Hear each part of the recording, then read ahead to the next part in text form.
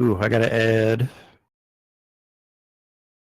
All right, so I got a beta shift member for the con position for tonight's game. I'm having to make up a character right now. I thought 3 screens was a lot until I had all these open windows for all these things I gotta remember. Yeah, it's a lot. You should see my screen when I'm running the game. Add. All right, so I got a beta shift member game. I should maybe get back into the position for tonight's game. I'm having to make up a character right now. I think I need 2 screens when I'm running. That's been one of my problems when I've tried running on Roll20. I thought don't 3 have enough screens was a screens. lot until I had all these open windows for all these things I got. And I'm just on my laptop. Yeah, it's a a small lot. screen. You should see my screen when I'm running the game. Yeah, I'm running on the laptop too, but it'll work. All right, so I need to upgrade. But speaking of game, I should maybe get back into the position for tonight's game. I'm having to make up. Do you quickly now. Because I think we can just copy and paste. Yeah, I would say. So their Hemingway, I think, is their Type 7. I think they got to type in a couple. Oh, they do have. Okay, Yeah. I didn't think they had a Type 7. I must have missed that. So we can Yeah. just copy and paste one of each of those. Yeah, I mean, I could really just drag the shuttles folder into yours, and it'll copy it. Yeah, And then you could rename that's all. Yeah, that's all. everything. That will work. So yeah, because then you could name the shuttles, and I believe that should do it. Yeah, and then all you got to do is just rename the shuttles to whatever you guys decide to name them, and let me know which ones are the unarmed ones. Because, like I said, for plot points, I don't want to sit here and be asking you guys. It'll be the Type 7, I think. Whatever the Type 7 is. Okay, cool. Yeah, just because I do love my threat.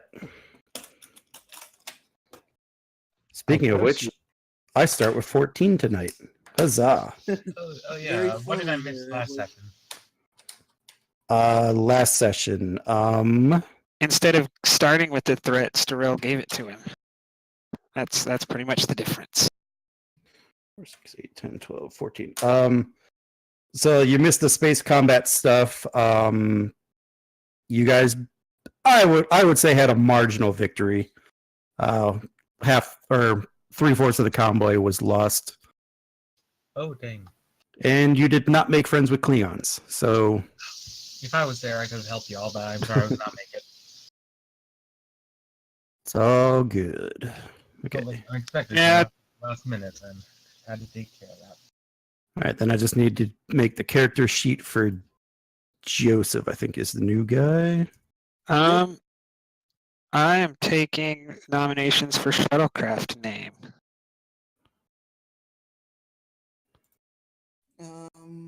Keeping in mind that the Imjin is named after a battle. The Invincible. I'm feeling like somebody named that will be not that invincible for that long. Hey, I don't know. There's one of them shuttles kept the commander alive pretty well after being hit. I have an idea. Why don't we name the shellcraft after horses? Stallions, Mustangs, that sort of thing. I'm not against it if there's other votes for that. I still think one of them should be called Invincible. We have 3. He copied 4, but we only have 3. Yeah, they get 4, so I could just delete one later. We can always, with 3, we can always we could always like name them after, like, we could always have some fun with it and name them after, I don't know, go for, name after types of cars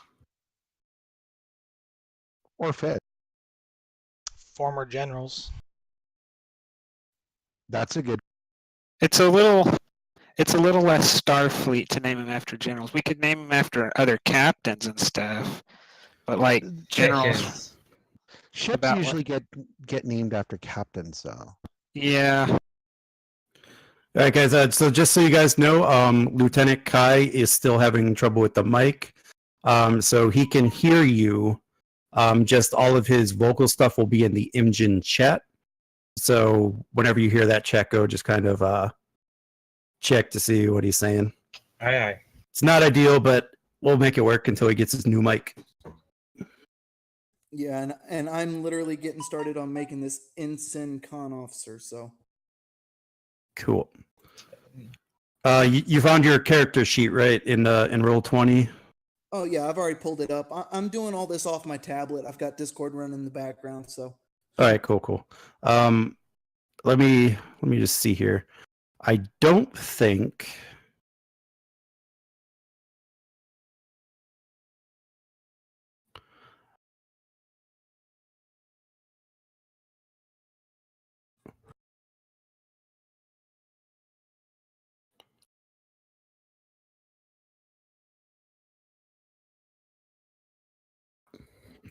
I was gonna say something, but I think I'll hold off. We could just wait. I mean, it's not, I'm in no rush. Is anybody in a rush to get out of here tonight? oh no, I've got all night. Yeah, I mean, this is technically my Friday, so Same here. yeah, I'm about to start grab some beers and start having some fun. Well, I'm about to fly out tomorrow morning, but I'm right there with you. I'll probably have a beer or two. That's Betazoid. There's my. Speaking of which, I'm gonna go grab one, so I'll be right back. I'm gonna rename the shuttlecraft and just give me a vote on the names. A vote of confidence or a vote of no confidence. Have you already renamed them, or are you renaming them now? I'm renaming them now. Ours would be the set that's under Imjin. Ah, all right.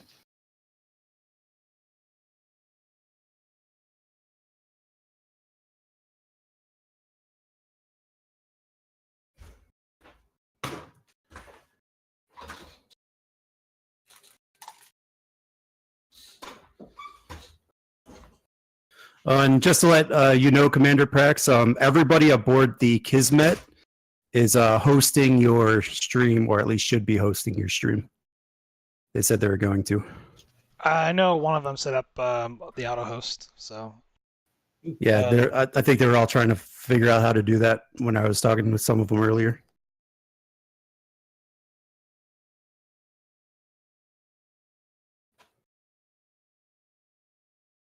Yeah, I typed in like 3 names of horses since our medical officer is has to type things up. I just put it in the Discord.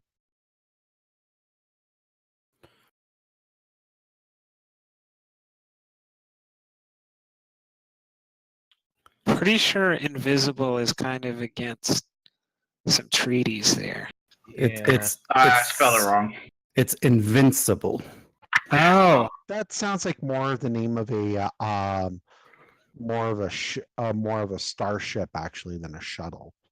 It's part of humor from the last session. yeah, no, the commander was in a Type 7, which is the lowest we have, and he was hit pretty hard by something and barely survived it. Man, I generally thought that you guys warped out of the system without collecting the commander. I was hoping you guys did that. I was hoping. It was all on the con officer. I had totally forgotten. And it was only because the con officer said something. Well, he said he didn't go to warp, and I'm like, I could have swore the captain ordered it, but I could be mistaken. Yeah, it's probably a bad idea to leave the captain behind, or sorry, commander behind. I think the con officer was like, Captain, we have a shuttle out. I mean, we have all kinds of lieutenant commanders who are ready for promotion. I'm surprised Starrell didn't say, no, we didn't forget him. He's already on board. Yeah. it's very Sounds like anti-Vulcan. Thesaurus, that is a great shuttlecraft name. Thesaurus. Yeah, like a fantastic shuttlecraft name. We can do the Torment. Oh, wait, we're Starfleet. I don't think we can do the Torment. Well, if Worf was in charge, he'd probably name it that. Nah, I probably just name him after his ex wives. Or He's the had prune, enough. or the prune juice. We could do Plato, the Greek. What about naming him after alcoholic beverages? I don't know about that one either. What, you guys don't want the USS Mai Tai? The USS Long Island iced tea, The USS Whiskey? just the USS Straight Rum. Why not just call it the USS Morgan?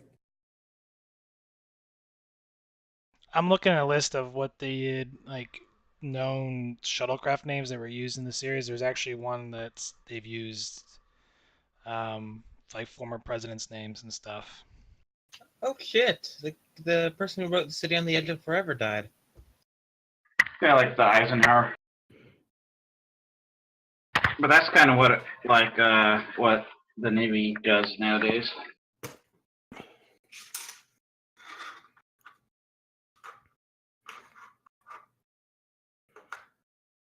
We could always name him after the Three Amigos.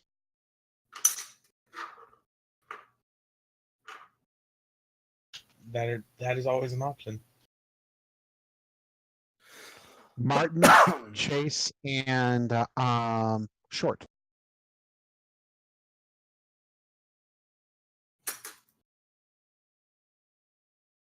They can also be named after cities too.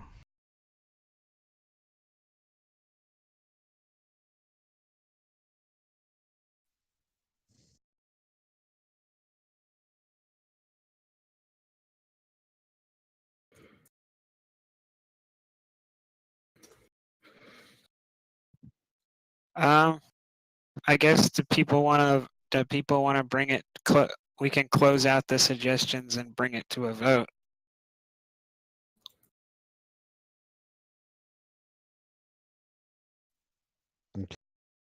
Okay. The well- USS Rum Runner. I could get behind that one. That actually sounds pretty decent. I don't know how I'm going to explain to an admiral why we named a shuttlecraft the Rum Runner. It's operations trip. Why not? Okay, I will take the votes for naming them after breeds of horses. Katork, just a simple yay or nay. Nay. XO.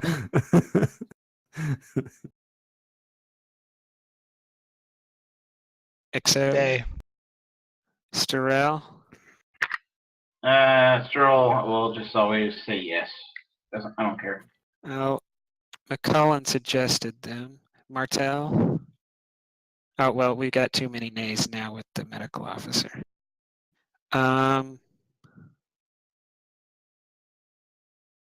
We can go with the... Well, how about instead of put it like, because you guys got a lot of names here. How about like everybody think of 3 shuttlecraft names that they like, and then at the end of the session, you guys can have everybody say what they are, and then if there's any overlapping or whatever, you guys could just start pulling from those, and then kind of narrow down your list. That's fine. I was just gonna give like two more sets because I was gonna do them in sets. So Yeah. I was just Well, because like I don't think you're gonna find like, oh, excuse me, like probably what's gonna end up happening is like you're gonna pull like one from like 3 separate lists, and you're probably gonna end up with like completely different names or whatever that aren't like sets or whatever, which is fine.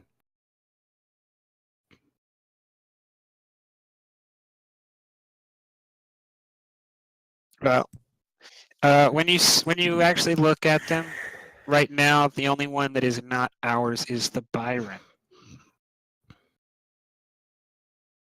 And I guess those names that I put will stand until maybe after the mission when we have a chance to sort that out. I actually like the Dauntless, Indestructible, and Defiance. Those sound nice.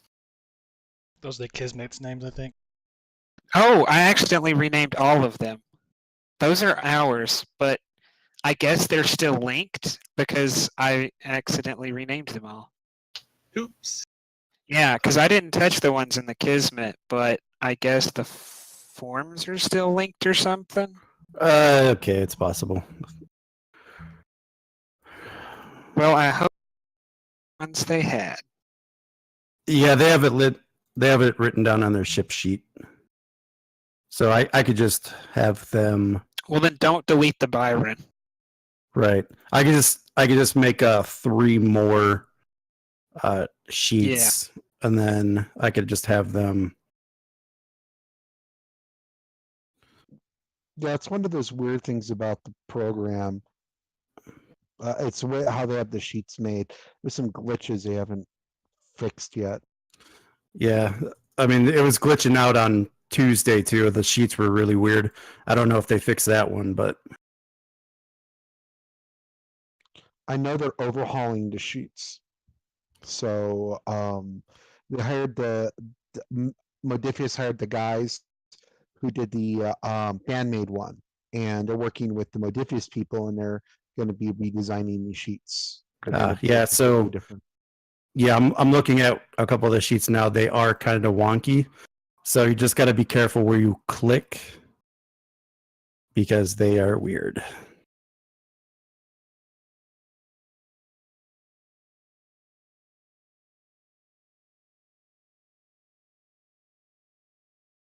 Yeah, everything's off center with the sheets, so you guys will get to have fun, the same fun that they did.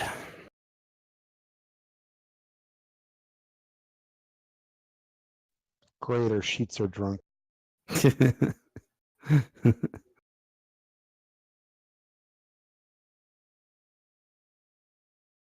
Yeah, which is weird because I was putting in the mission on Monday night, and the sheets were fine. It was Tuesday where they were off.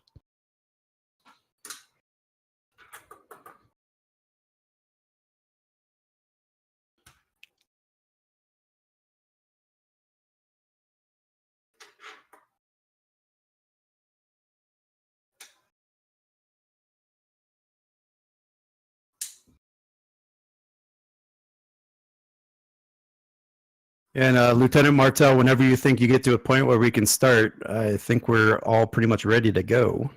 Let me grab just a couple more focuses, one more talent, and then I'll make up my values as I go. All right, cool. And I've got to finish putting in just a couple more disciplines. I'm just using one of my other ones and throwing my numbers around to where they should be.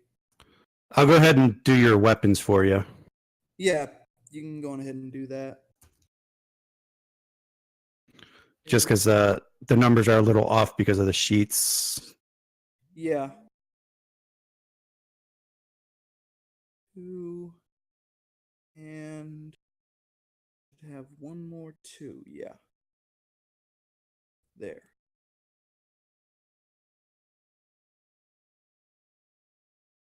Okay, weapons should be set.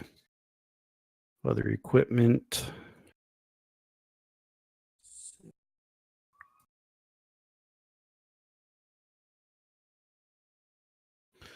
All right, there's your equipment.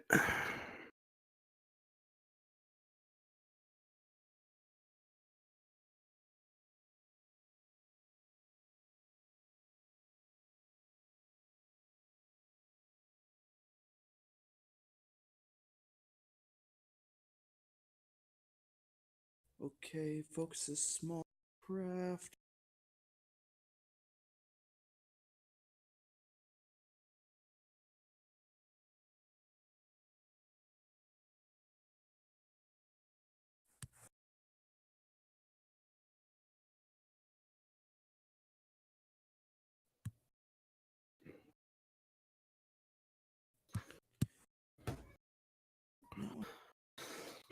And your attributes and disciplines look good. Okay. Yeah, I literally just pulled up one of my other character sheets and threw numbers where I needed them. Oh, and thank you for filling in, by the way. This is exactly why I wanted to have a beta shift, just for this moment. That's fine. I literally just got off work at 5:30, so I came in, saw you needed a con officer, and I was like, oh, snap, jump in. Okay, I'll do resolute, technical expertise. I need 2 more talents real quick. Boy. Pull up this one. Is he one of the blank sheets? Yeah. So in the Imjin, it's Joseph Michelson. Oh, I should maybe give you the permission to look at it, should I not? That's weird that you can't give permission for a whole category. Would be nice. All right, yeah, you guys should have you and the commander should have the permission to look at it. Yeah. Let's see. Bold goes with one of your disciplines, right? Pretty sure it does. Yes. Okay, good. Then I'll put that as bold con. The other con officer is gonna love you. That's what he picks. Well, no, the only reason why I put technical expertise is because it lets you reroll a d20. So. And I'm okay with you picking bold too. That gives me more threat. Really? It sure does. I need to check that.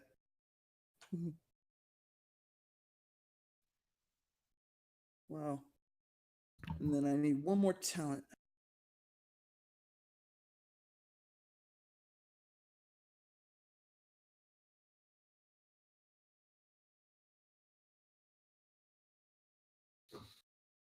Uh,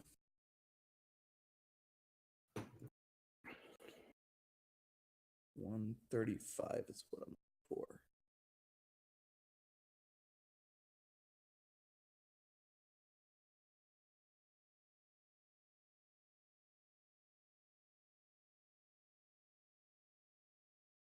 Oh.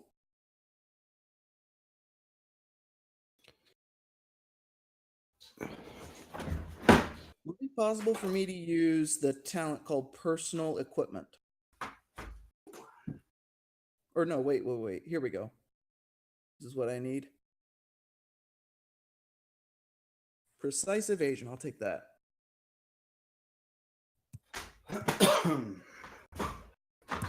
All right, that'll do for now.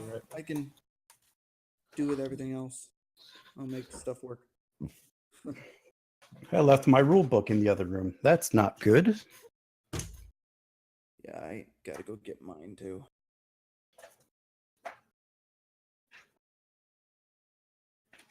All right, where is the everything blows up page? Oh boy.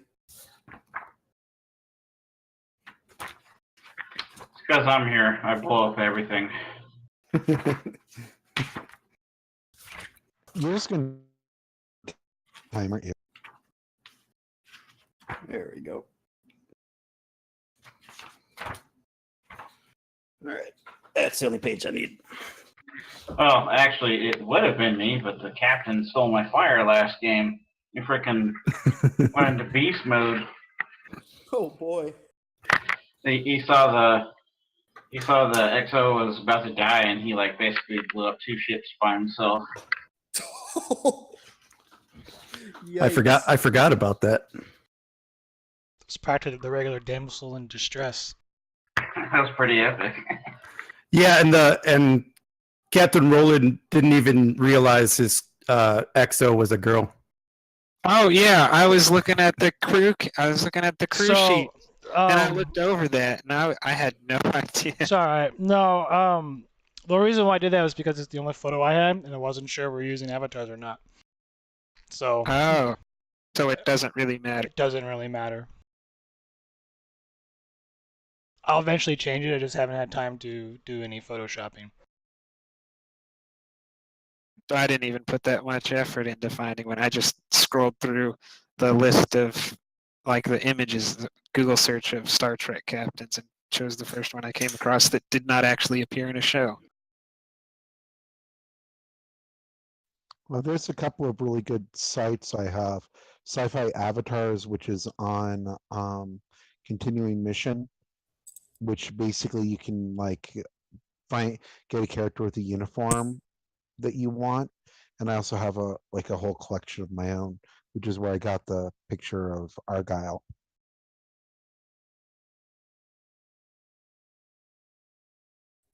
Well, And Yeah, Edward, so if do you I. got a token you want to add to it, go on ahead. so do I'm I, not but really- when I was thinking of the character, I was thinking about someone. I was thinking about Brandon Gleeson and remembered this pic. So.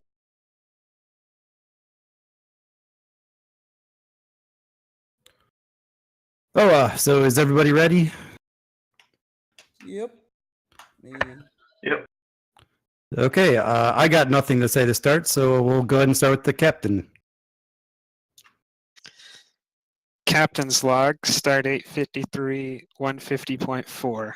Starfleet Command just issued revised navigational data for this sector. The recent destruction of the Argamosa star has caused fluctuations to the ambient magnetic field, requiring minor adjustments to the warp engines and navigational systems. My new chief engineer assures me that making these alterations to the ship systems will have minimal impact on efficiency. More importantly, we have recently received a message from Narendra Station that a runabout called the Susquehanna has gone missing in the Carina Nebula within the Shackleton Expanse. The Susquehanna was investigating an unusual alien signal that originated from the nebula when all contact was lost. We've been ordered to enter the nebula, find the runabout, and determine the origin and cause of the alien signal.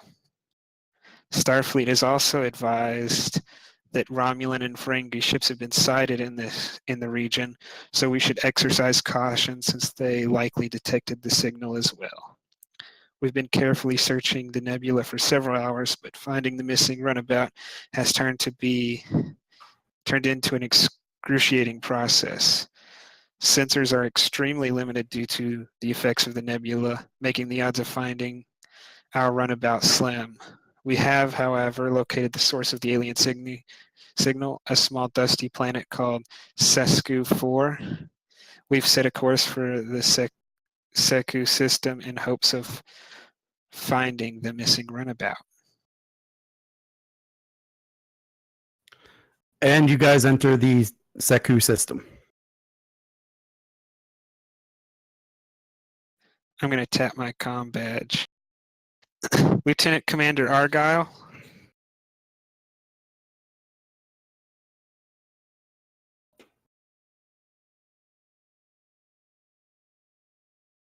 Did we lose him? Sorry, I pressed the wrong button.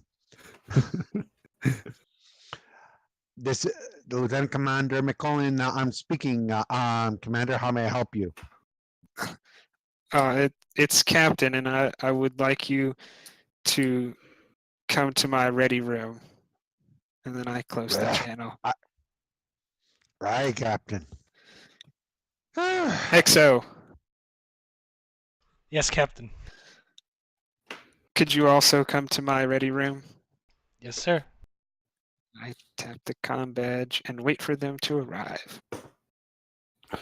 After a few moments, both commanders are at the outside of the ready room. Enter.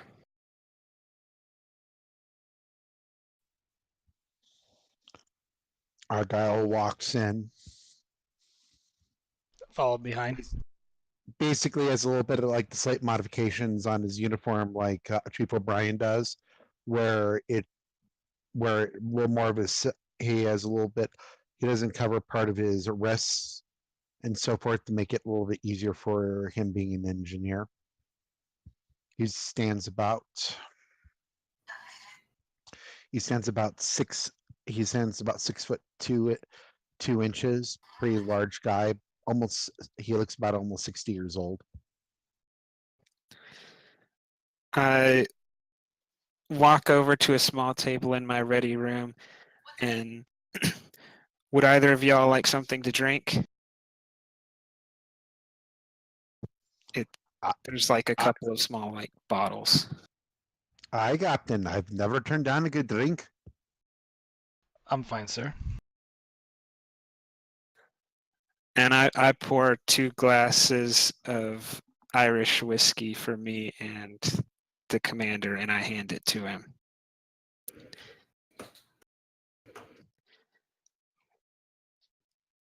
Commander, what do you think of my engineering bay?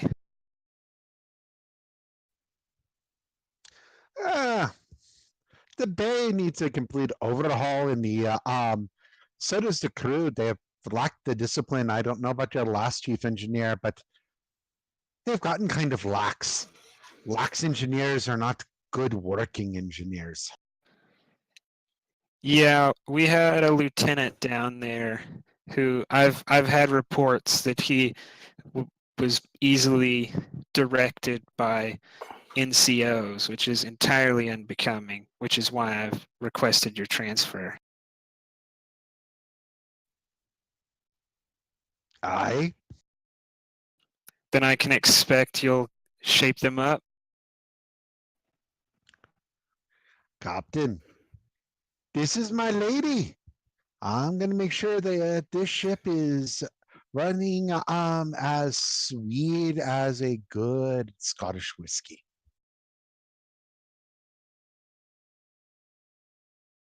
I raise my glass and take a drink, and then I say, "You're dismissed." Thank you. And he takes his drink and puts it down and heads out. XO, Yes, sir.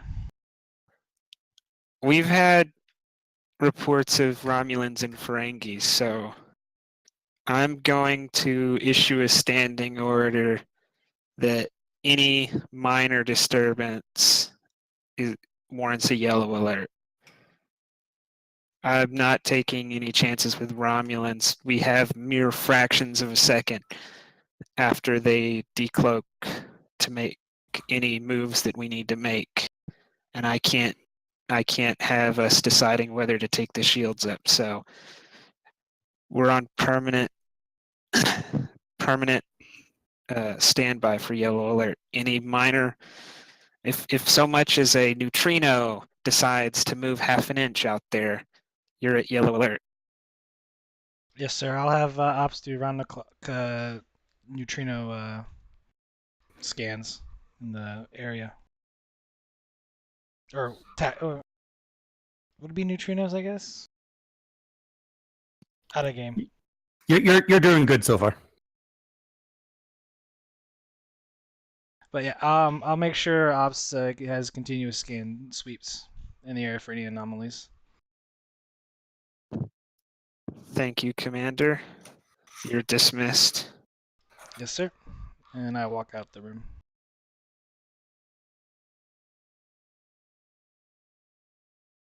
All right, so the ship is in system. So what are you guys doing when you get into the system? Okay, so Katork's at ops now? Yes. Aye, aye. Okay. Katork, I want you to run continuous scans. Any anomalies, please report them right away. Would that be a roll just start performing the continuous scans, or would that be something just in the background? So I'm going to have you go ahead and roll here. It's going to be Reason and Science, difficulty 2, and it can be assisted by the ship using sensors and science. All right.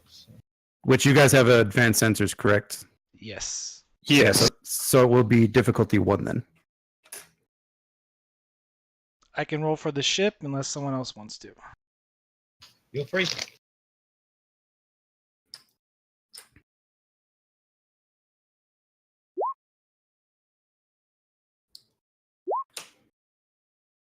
All right, so you guys got 2 successes, so you bank 1 momentum. Do-do-do. Who's it? Ops Torque, right? Yeah. Okay. And your private message.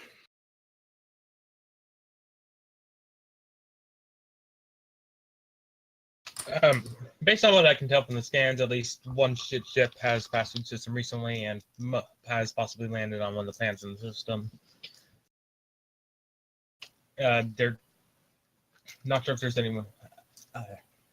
There does not seem to be anyone else in the system currently other than that one ship that passed through. Which planet in the system?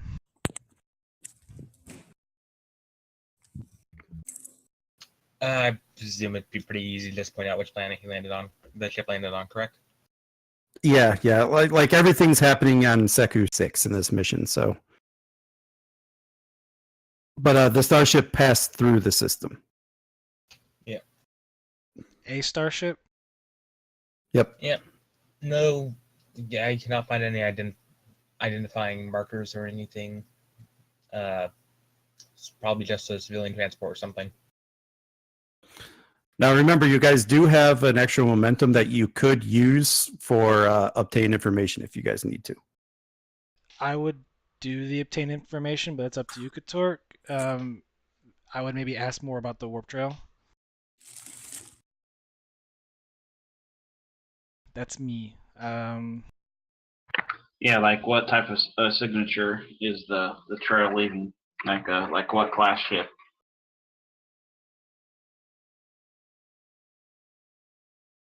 Can I make a roll to see if I can try and determine that?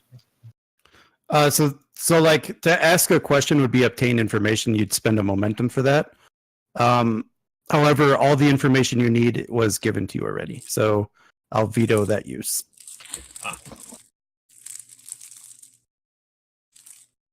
So the warp trail goes out of the system? Or no, it goes to one of the planets. Is that right? So what he's trying to tell you is like sensors are reading that a starship passed through the system, but you estimate that it might have landed on the planet, but you're not sure beyond that. Okay, so Katork, give the coordinates to Lieutenant Martel, and Martel, as soon as you have the coordinates, land a course to the planet. Aye, I send over the coordinates. Yeah, I Captain, laying in a course. That'd be Commander, sir. Oh, sorry, my bad. All right, so as you guys approach Seku 6, it is a small rocky planet, marginally M-class, orbiting an F-type star. The Seku system is located in a clearing deep within the Carina Nebula. It has been logged and cataloged by an unmanned probe, but no starship has ever visited. You guys do notice oceans, but there's sparse, non-sentient life and water on the surface, mostly around the equatorial range. The readings from the probe that passed through the system show an incredible wealth of mineral deposits on the planet, and there is also an indication that the planet might have dilithium crystals, though previous scans were inconclusive. Starfleet had tagged the system for further investigation. Some of the rare minerals may interfere with transport operation, making beaming to the surface difficult, but not impossible.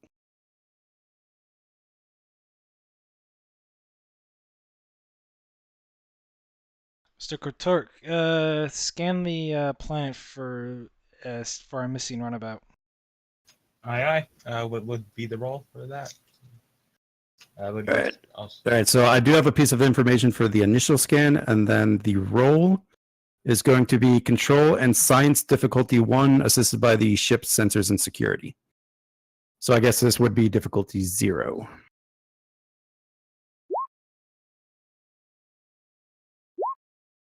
Yeah. So you guys bank 4 momentum with that roll. Holy crap. We really can succeed at those zeros. We do not Those zero stop. difficulties. I know, right? So yeah, Katork, I have initial information from the scan, and then I'm going to send you the part from the actual detailed scan. There is a lot of electromagnetic interference on the planet, most likely from the mineral content. I'm trying to work around it now. And it does seem that there are at least 2 Starfleet communicators on the surface. Would I have the exact locations, or at least the general area that they're in? You would have the general area. I do have the general area that they are in, and I will be just sending that information to whatever other relevant consoles. I'm gonna notice the fact that we're over a planet, and I'm gonna walk out onto the bridge. Commander, status report. We just arrived at one of the planets. We found a warp trail leading towards this planet. We do believe we might have located the comm badges of the crew of the runabout, but we're investigating further. We have a location. We have an idea of a location, sir. Well, let's perform some scans, and then I'll decide on how we're gonna approach the situation. And there is more information to be learned from that if you guys wanted to spend some momentum to ask some questions. Go for it, Chief. So probably like DC wreckage of the runabout or something like that. Be my input. Yeah, is there any trace signatures of the whatever materials that the runabout is made of that is like more just what's the word? Concentrated. Yes. All right, I'll take a momentum for that.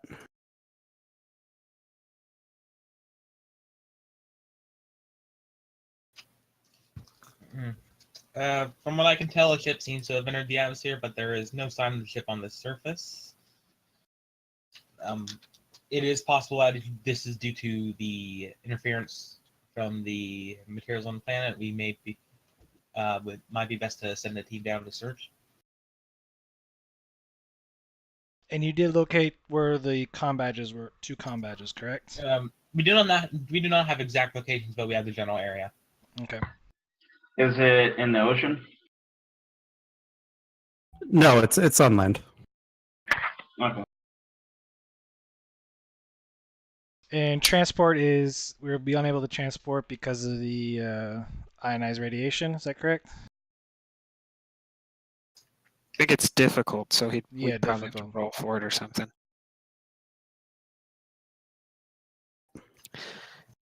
Commander, Yes, sir. take our new engineer, take Starrell, and take the CMO and go down to the planet. Take a shuttlecraft.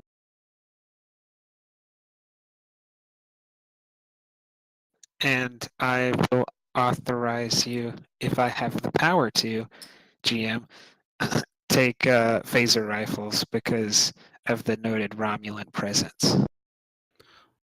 All right, so to arm everybody with phaser rifles, what you can do, it's going to be 2 threat per player that is equipped with them.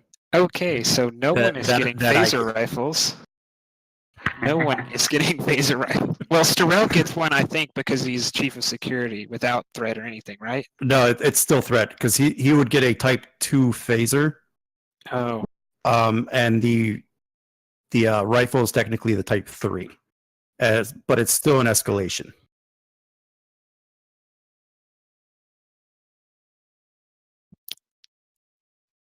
Okay, Commander, you have your orders. Ensign Michelson is going to rotate slightly towards the captain, like just give him a quizzical look and not say a thing. I start to read Martell's mind. I want to know what he's thinking. He's literally thinking who's going to pilot the shuttle. Lieutenant, the commander is very well versed in piloting.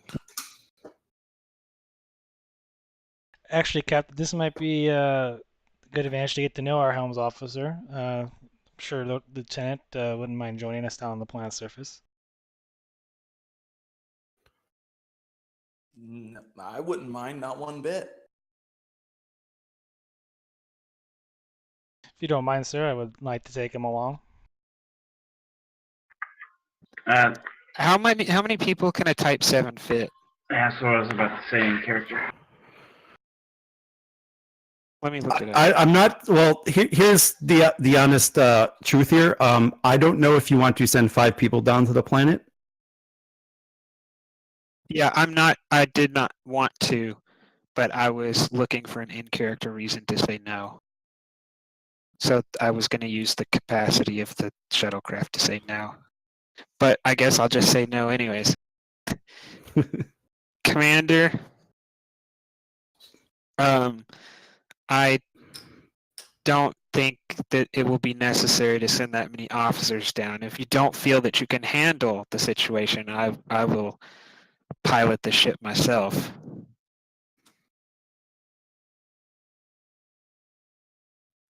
Any questions? No, sir. Michelson just shrugs his shoulders and goes back to his console.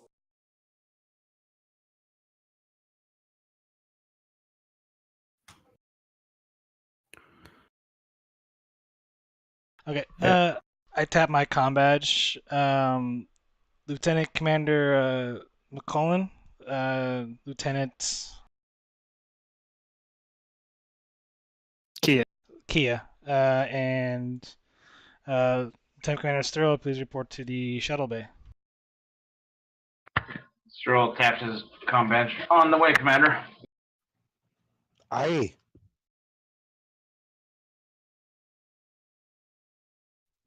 Heading down, grabbing my engineer kit.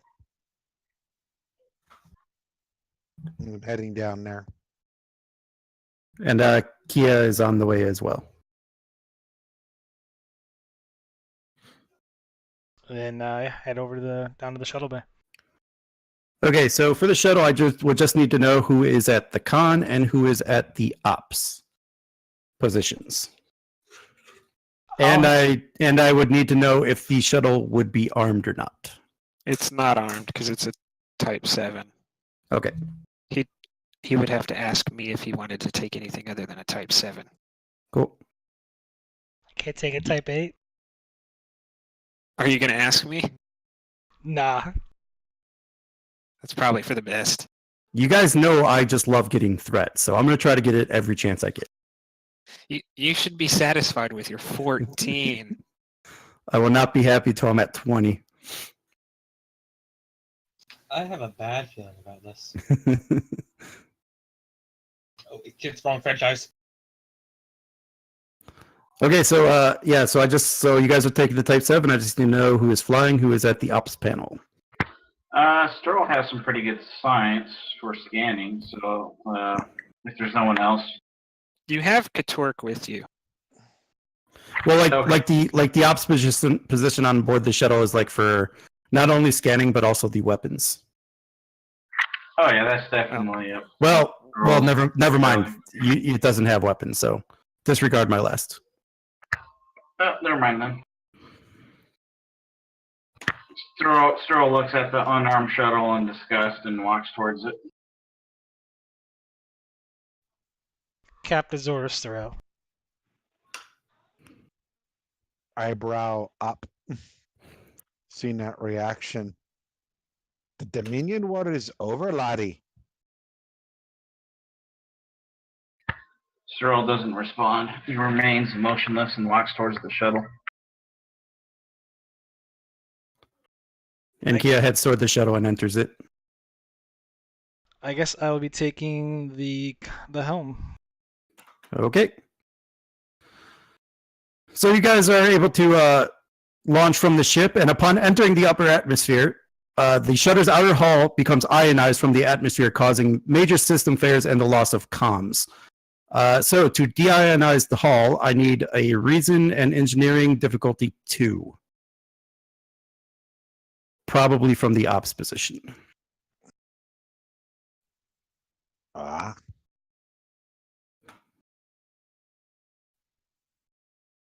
So did someone else take it or what? It should be Katork. Well, this is the shuttle. This is the shuttle. So Katork's on the Imjin. Oh, did I not send him? Who did I? No. Oh, that's right. I decided to send McCullen instead of Katork. Because then yeah, I'm okay, at ops then. all yeah. right. All right. So does my I know my ship count in this? Is that a value? That is a talent. Talent. Gives me an additional 1d20 if I know the ship. I would say not the shuttles yet because you're new on the ship. If it was the ship, I would say yes, but not for the shuttle, I would say. Okay. All right. And you said deionizing it? Correct. Let's see. And keep in mind, you guys have 4 momentum.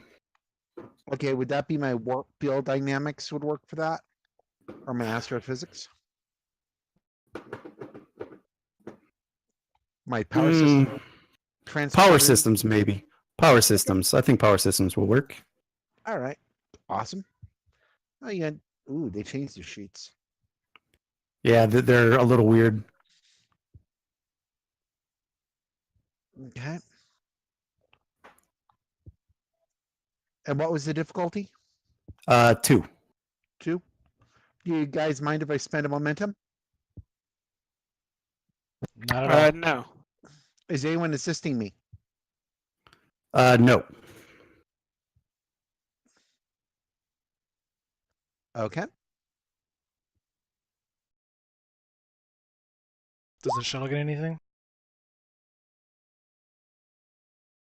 Oh, it's got null attribute, null discipline. Yeah, so I'm you missing got to some- click on your attributes and your disciplines. I don't think they took. Yeah, the sheet is fickle. I clicked on it before. I guess I have to redo it then. What is it again? My engineering and what? Let me double check it. Reason and engineering. Yep. Reason and engineering. 3. Yes. Yeah, this is like really acting weird. Yeah, you got to click in a weird spot. All right, you get that momentum back. And expertly, you are able to deionize the hull without any major issues. Charles play commander. Glad to hear it. So on the ship, so we're going to jump back to the starship really quick. Who is responsible for the communications? Normally the commander, but since he's off the ship and I'm on the bridge sitting at my chair, I would see it first. Okay. I know you had a weird communications thingy, so I was just making sure who actually gets the comms.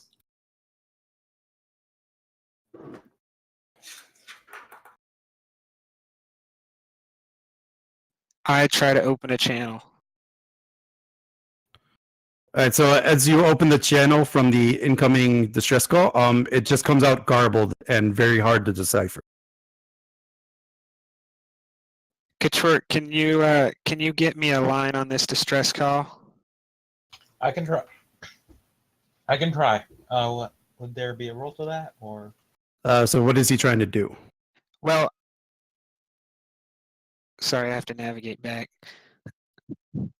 We know that it's a light year away. I'm just trying to decipher if we know exactly where it is. Like if I told him to go to warp, we could warp 10 meters from it.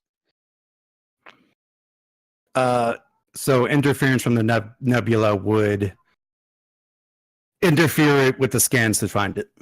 So you can't pinpoint the location.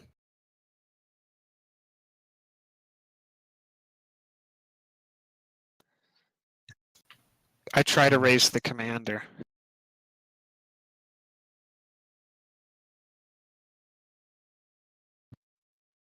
XO. Here. Commander, I've detected the distress call of the ship. It didn't come from us. No, it is outside, and it is away from here. Did we detect any information other than the comm badges down there? It was only the comm badges.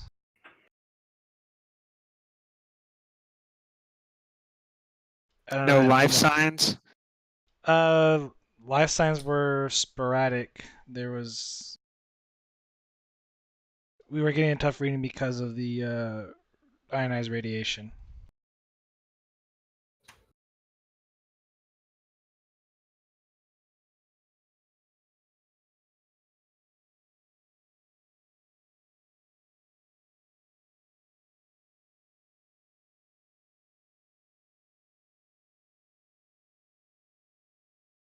Chief Petty Officer Kator could fill you in better than I can at the moment. I I don't like the idea of leaving behind a shuttlecraft to travel a light year with Romulans in the area. Do you think you can be detected from the surface? I mean, from orbit once you've landed? There's always that possibility, yes.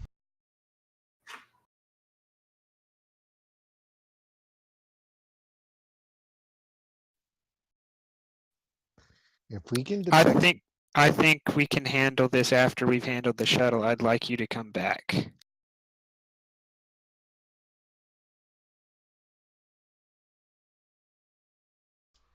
We're almost to our final descent, sir.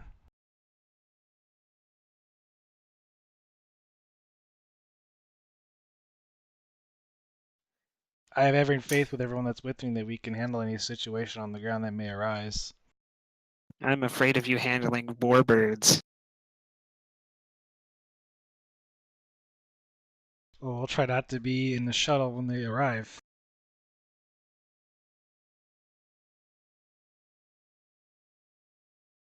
But it's your decision, Captain. We can return to the ship.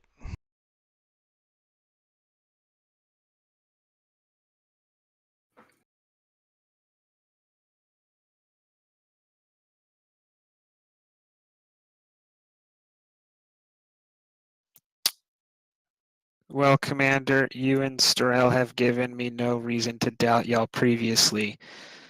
So I will allow it.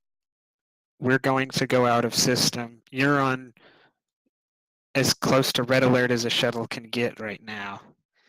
You have every prerogative to defend yourself, given any situation that might arise. Understood? Understood, Captain.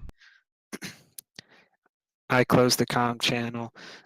Martel, Yes, Captain. take us to the coordinates of the runabout. Yes, Captain.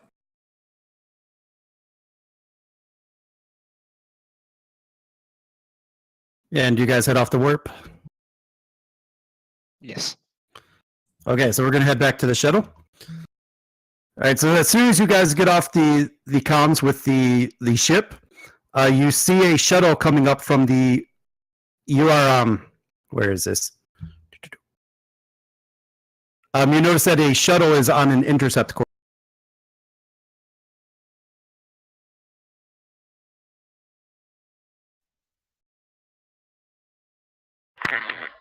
Commander, I recommend we scan them for weapon signatures.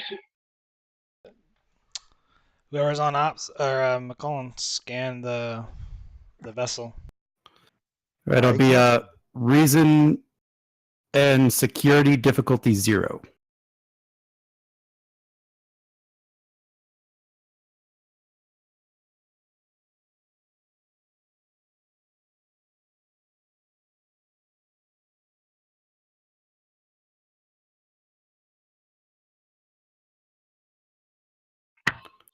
That's And I guess what this would be assisted by the shuttle's sensors and security as well.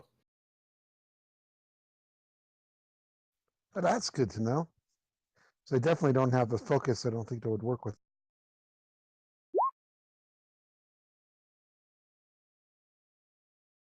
Shuttles no help.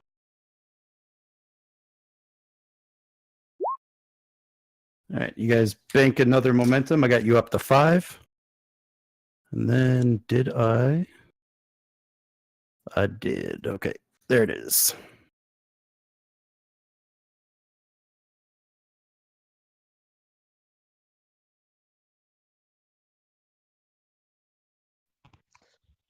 We have a Romulan shuttle captain. I'm commander.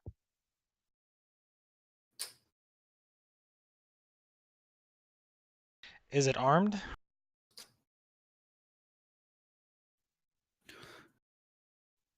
Do you guys spend a momentum to obtain information? Yes. Yeah. you Yeah. can. It's armed and ready to fight, captain.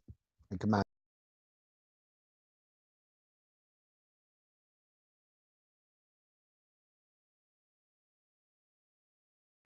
I'm gonna.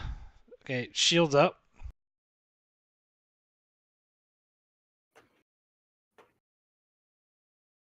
Okay, Stroll goes to what is supposed to be a tactical console. I assume that the shield settings are there, and he raises the shield. The only place to raise shields are at the ops position. Oh, okay. Yeah, there's only 2 positions on board the shuttle. Damn it! I'm gonna open hailing frequencies. Attempt to hail them.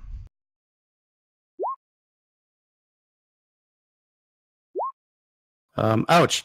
The response to you attempting to hail them is responded by with phaser fire.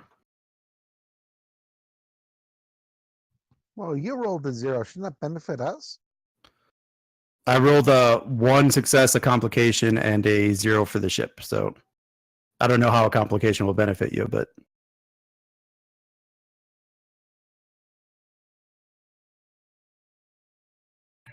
How about the shuttle shoots itself? That's why we take Type 9s or Type 8s. You could have asked. All you had to do was ask. and so it'll pass back to you guys. Who's you guys? That's us. The shuttle. I'm gonna do evasive maneuvers. All right.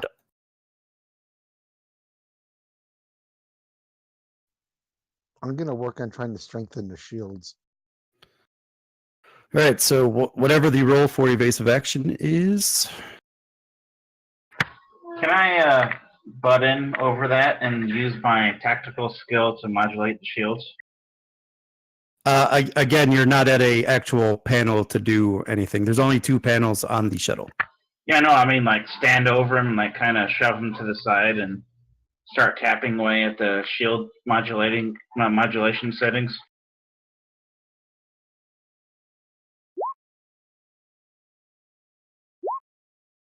It's a difficulty 1, thank God. Yeah. Yep. I will let you guys role play that one out. You could assist me.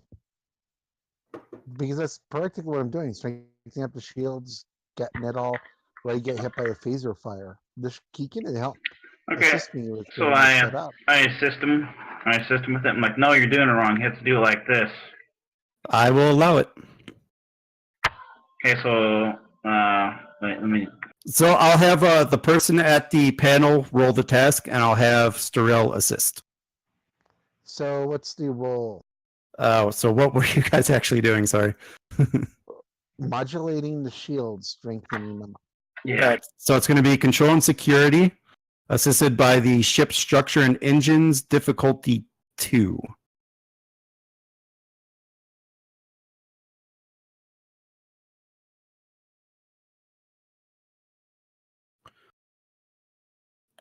It's weird that it's structure and engines, but okay.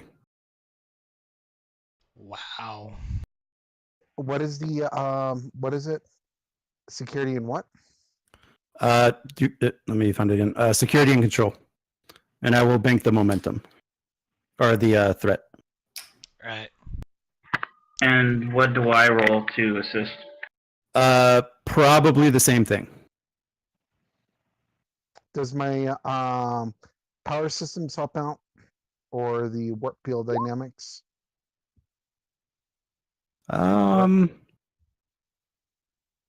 You know what? I will say your power systems because I would say you're rerouting power from non-essential systems. Yep. Okay. And I'm going. What's the difficulty? 2.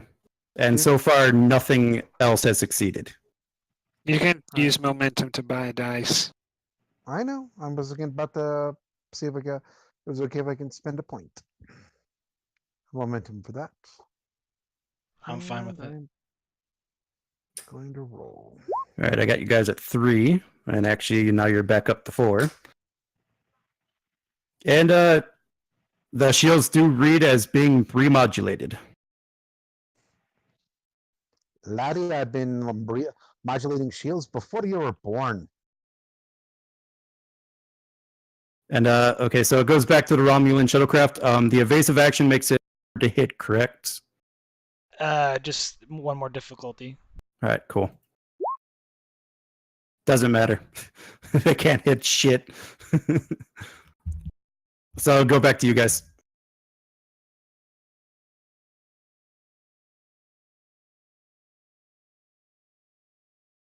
This is not a strategy I advise, but there's always ramming speed.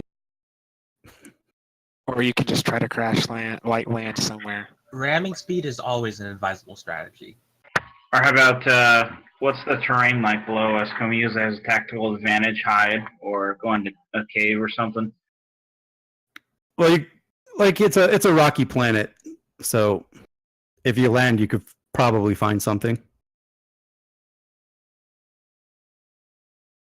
Do we see any like I don't know, caves that are big enough for the shuttle? Not big enough for a shuttle, no. You are kind of having a hard time reading the surface. I'm gonna try to get lower since, you know, if our sensors are kind of blind, there should be 2, maybe. Yeah, that could be affecting their targeting systems too, maybe. With the complications, you'd make it think so. You would think, yeah. I'm just gonna do an evasive action and head deeper down towards the or more towards the surface. Okay.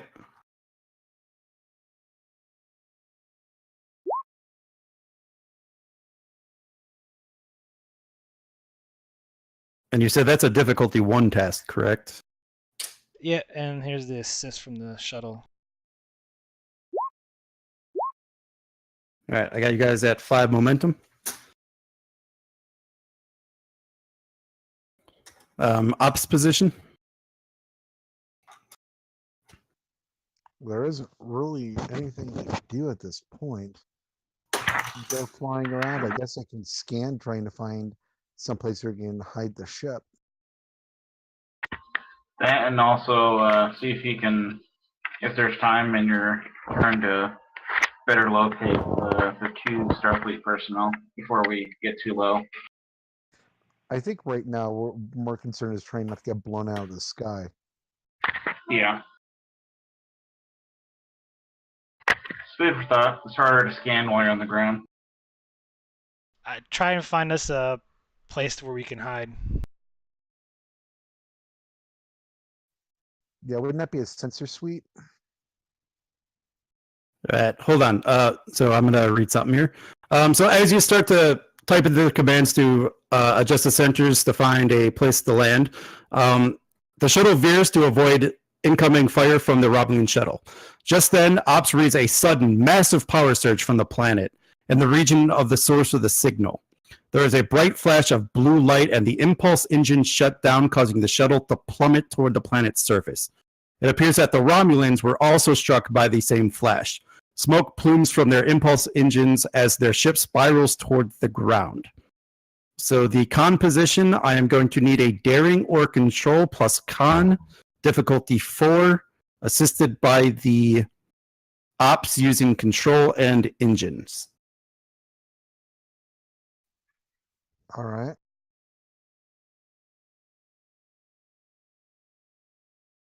You said difficulty 4. Correct. I'm gonna buy 2 die, so that's 3 momentum. Okay, you're down to 2.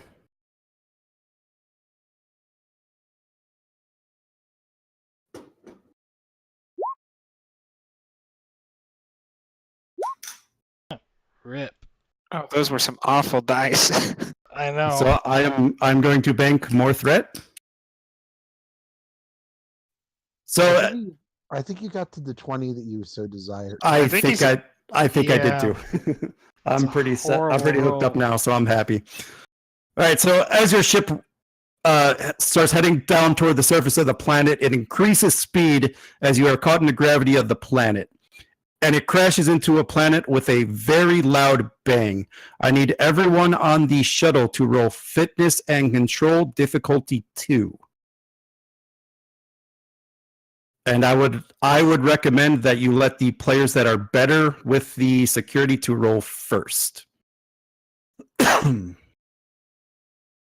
So it's fitness and control difficulty 2. You mean fitness and security? Yep. My fitness and security is a 10 total, so I think Starrell should go first. Can I use survival? No.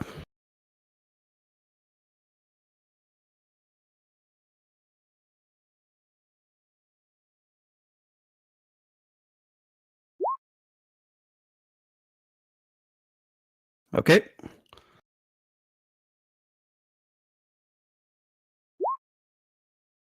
All right, commander's good. I just need the other 2. I got you guys at 2 momentum.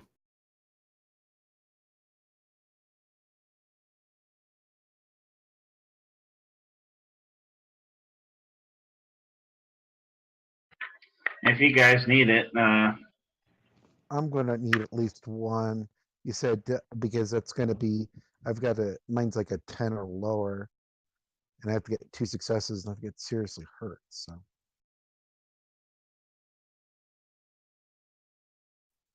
All right. I don't know about anyone else.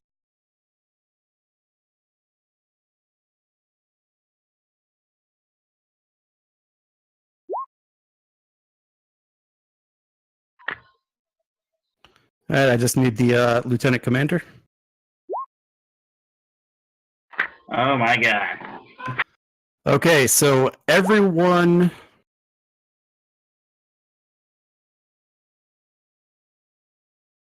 So everyone except for the commander is going to take 4 points of stress damage as you are thrown toward the front of the shuttlecraft as it hits the ground.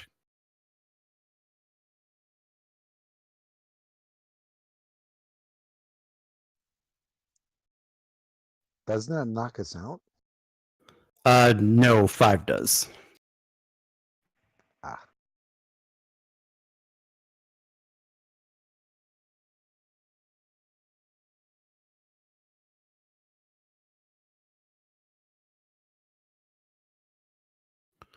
And so at that point, I think now would be a good time to head back to the ship. Captain, here is your supplemental. Captain's log supplemental. We've picked up a new distress signal from Susquehanna. She's still out there and someone is alive and transmitting. Unfortunately, we've lost contact, but at least we have something to search for. Even with a good general direction to renew the search, the nebula is a dangerous place.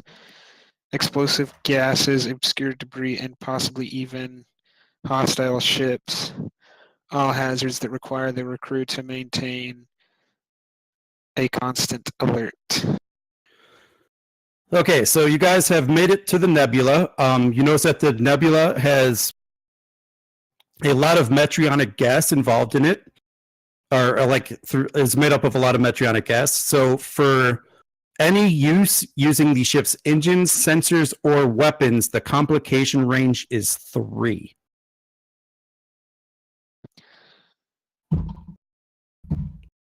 Okay, so here's basically how the next part is going to work. So you guys have to try to locate the shuttle somewhere in this nebula. And in order to do that, you guys have to successfully complete 4 tasks.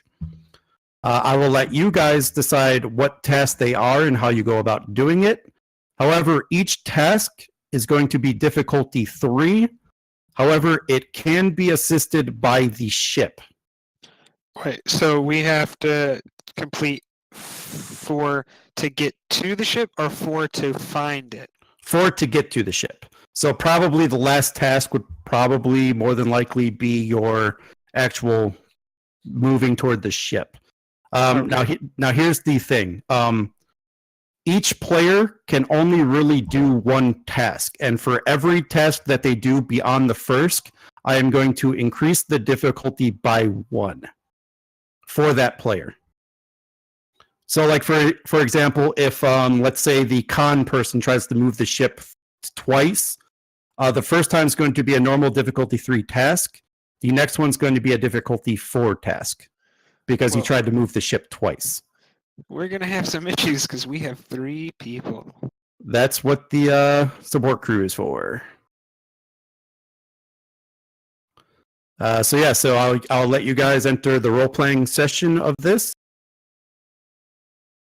to try to figure out how you want to get to the runabout. Katork. I Wait, we still have to locate it, right? Correct. Katork, scan for the shuttle. all right. Scanning may be difficult to Nebula, but I will do what I can do. Okay, so it is going to be control or reason with your science skill, assisted by the ship sensors and science. The complication range for the ship is going to be 3. With advanced sensors, don't we come down to 2? You are correct. But the complication range for the ship's roll is 3. What should I Okay. have the complication range set as? Just So for the person rolling, it's normal, but the ship is going to have complication range 3 if it's used for engine, sensors, or weapons. all right.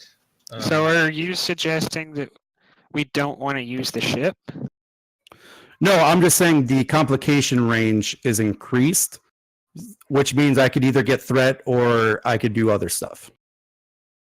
I guess I'm not quite understanding because normally I thought we only had 1 complication range. When the ship roll, Right, but the atmosphere you're in because of the metrionic gas, anytime you use the engine, sensors, or weapons because the gas is kind of explosive, it's going to create a complication if you hit a complication. If that makes sense. So the range for just the ship's roll is 3. For any task using the engine, sensors, or weapons. I'm just going to have to see the mechanics work out because I understand what you're trying to explain. But I don't understand how the mechanics of this work. it's just when the ship rolls, there's just an increased chance of getting a complication. So instead of the complication range is 3, which means it's 17 to 20, means it's going to be a complication on the dice roll. Right. Okay. Yeah. Oh, well, yeah, now I understand. I guess I didn't. We don't use complication range a lot, so I guess You don't. You guys really haven't yet. Like I said, everything is coming first full circle in this mission, so. All right. Making my roll now. Reason and science, correct? Yes. So, yeah. Captain, can you roll the ship? for the assist. I have the ship up, but I need someone Yeah, else to have one. go ahead, Commander. Is it sensor science for the ship? Yes. Someone else needs to roll tonight. All right, so you guys did succeed at the task, and you banked the momentum. So as you guys start to scan the ship, and as you guys are moving into the nebula, you guys do think you might have a slight bearing on the shuttle. However, sensors detect debris directly in front of the starship. Oh dear. So I'm going to need the person at con to roll a daring plus con difficulty 2. Difficulty 2. I have a talent, precise evasion. And what does that do exactly? I don't know. My book is packed up. It's one of the con officer talents, though. Okay. Is it in the command book or the normal book? It's in the Is that- normal book. Whenever you It's in succeed, the normal book. It's in the core rule book. it's only when you take evasive action test you may spend 2 momentum. Not to severely increase difficulty for attacks that normally evasive action causes. Okay, so yeah, I don't think that applies here. The only thing that would apply would be push the limits because of the nebula, or I think the other one is like a collision based one. Okay. Then I also have a focus and helm operation. The helm operation is good. Okay, and rolling. Oop. Sorry, the first one. Perfect. So you are able to see the debris in time, and your quick reflexes moves you around the debris before you hit it. One task down. And you guys have 2 momentum, and I banked 1 for that. So you said we've narrowed down the search, or we found it? You've narrowed you think you might have a slight bearing on the shuttle. But you guys still require 3 more tasks to actually get there.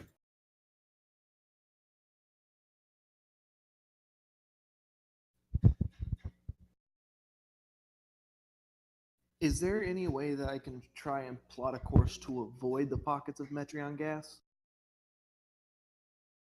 If you want, I could let that be your task roll. That's basically what I was thinking. That's While we're fine. headed- That's while fine. we're headed towards- I have decent enough stats that I can do the final move. Well, yeah, that's fine. Well, I doubt you're already going to move up to you'd move up to a difficulty of 4 if we let you do both of our movings. So go ahead and All right, so your task roll would probably be control and con, assisted by the ships. What are we going to do for the ship? It's probably going to be engines and Is he charting? Yeah, it's basically plotting the course around. yeah. So it's going to be control, con, and then engines and con. All right.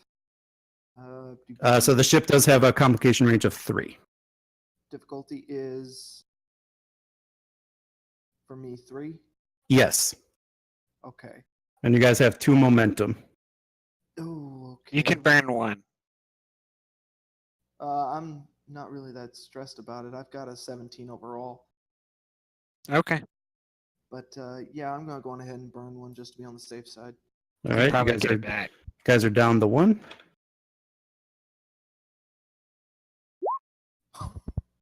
And the ship. And you guys do get it back. So you as you start to study the data from the ops panel scanning the nebula, you do notice some patterns within the metrionic gas that maybe a ship might of travel down to avoid hitting the denser parts of the gas. Okay, then in that case, I'll relay all the information I just figured out to the captain.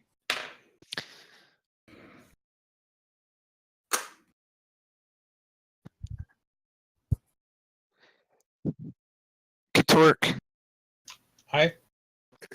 let's refine our scan down to the location of the ship. I will see what I can do. All right, so yeah, Torque's difficulty is gonna increase by 1. Which is up to 3 because of the advanced sensors. Yes, you are But- correct. I am fantastic at my job, so this should not be a problem. You can use momentum if you need to. I do get an assist from the ship with this, is correct? Yes, So difficulty 2. it's difficulty 3 because of the +1. Of course. It's technically 4, but the event centers makes it go down by 1. Yeah. Could I use momentum? I could buy another dice to roll with, correct? So it would Yep. be Yeah, so you guys are back down to 1, just and you get to roll 3 dice. just to stay on the safe side. Yep. And then the ship gets you assist with sensors and science, complication range 3. This is reason science as well, correct?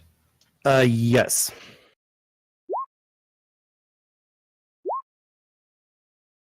Oh my god. Maybe. This is why I don't need a roll for the ship. Okay, so you, as you're scanning the ship, you do think you actually have a really good idea of where the shuttle is. The difficulty will be getting there. However, go ahead and roll me a reason plus science difficulty 3. Who needs to roll it? You do. All right. Oh, dang. Did you buy a? I forgot. To Yeah, put that after just re-roll that.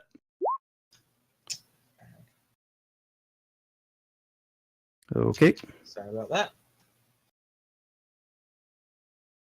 that. Go ahead and roll the ship sensors and science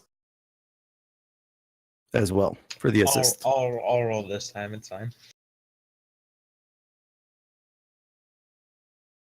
Oh dear, the key is messed up.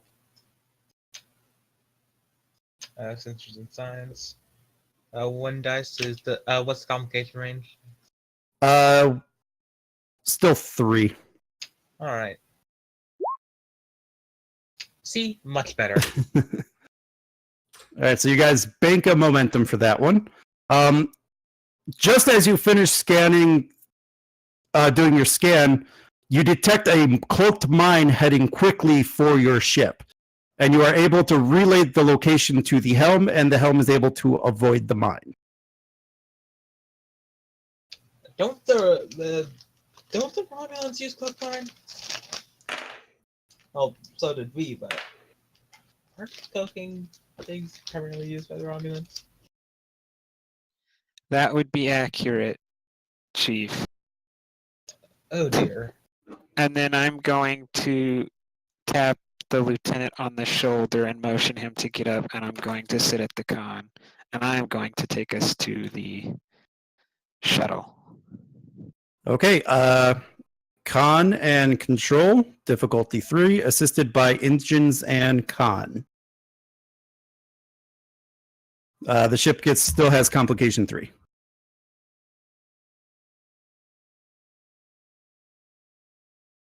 So my complication range doesn't change, just the ships. Just the ships. So mine stays at 1. Correct. And I'm going to buy a momentum. All right, you're down to 1. Control and con. Yep. And just need the ship.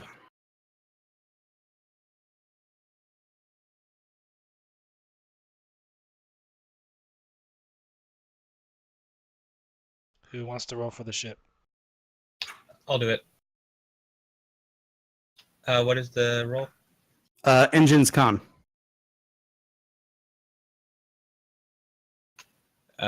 Same complication range and task roll.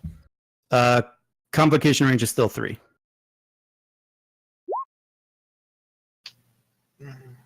Oh wow.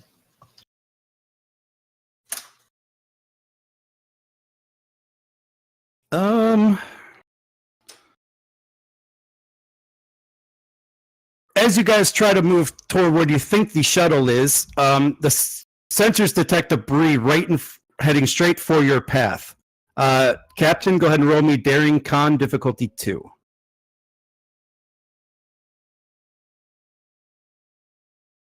Oh, can I use evasive maneuvers as a focus? As a focus? Yeah, I have a focus called evasive maneuvers. Yeah, sure.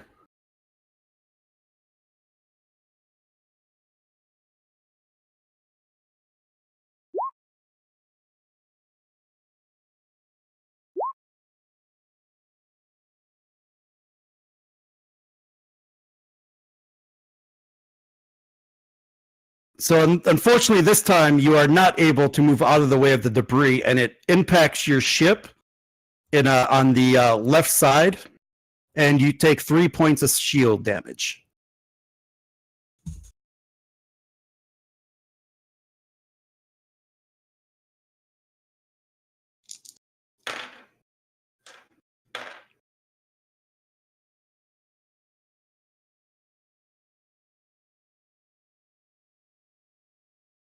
And you guys still need one more cast to get there. Oh dear. Oh dear. Can I just? What do you Captain- do you have any values that would help us here, Lieutenant? I've got one that might. I stand up and motion to the lieutenant and tell Lieutenant, show us what you can do. I'd like to use the value. I know it's not on my sheet. I've only got one. I just thought of it. Called "The Helm is My Home," Okay. and I'd like to use that for a D20 rolled as a nat 1. Yep, not a problem. Task roll 2. So this is going to be difficulty 4 for you because Yeah. of the you already going. So you'll roll 2 dice assisted by the ship's engines and con. Oh, burn a momentum. Yeah, He we can't. still have one, right? Yeah, you can't because the using the dice for the Oh, that's extra right. one counts as a purchase. So the next one is going to cost 2. However, you Yeah. can give me threat and combine it with your momentum to get another one. He's using determination, correct? Yeah. Since I used I've- my determination. Since I've told him to take the con, can I assist him with the advisor?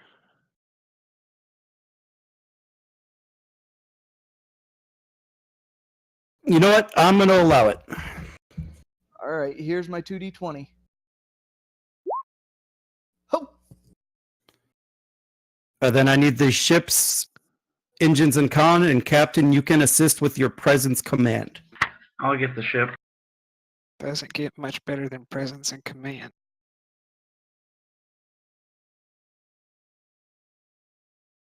I thought you'd like that one. Ship is engines and what? Engines con.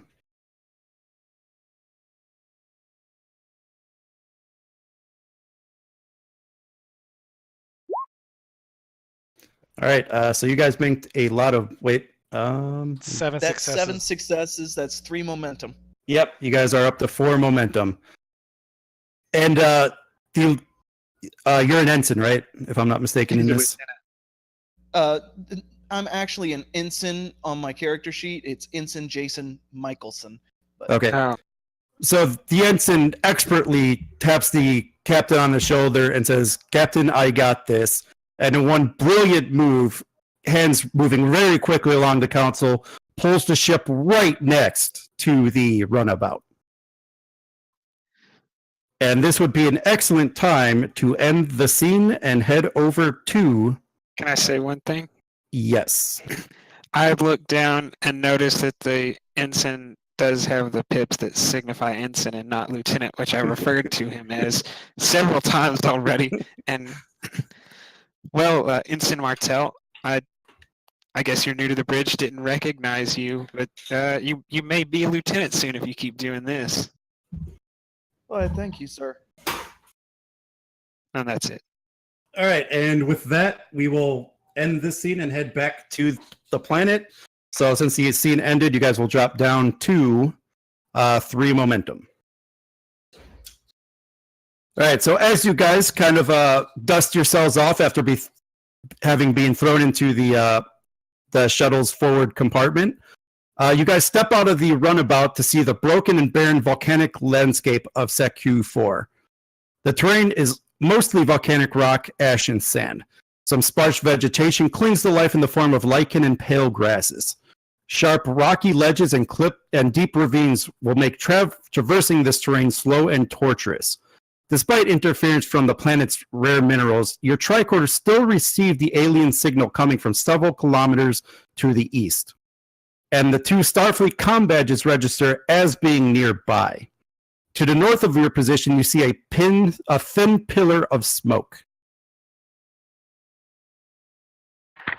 And you said this is in between scenes, so does that mean that our stress is gone then? You are correct. Okay. Damage report on the shuttle. I'm checking on that right now. As you look aboard the ship, and you notice that the engines are damaged beyond repair. Ah. She was a good ship captain. Sturl checks the emergency transponder beacon. It looks like it's operational. Commander, I recommend that we turn on our beacons to get the captain's attention. Very well. We need to also check out the source of whatever that pulse was that knocked us down. Sturl turns on the beacon and waits for their orders. Grab whatever rations and materials that we can carry by hand, and then let's head out.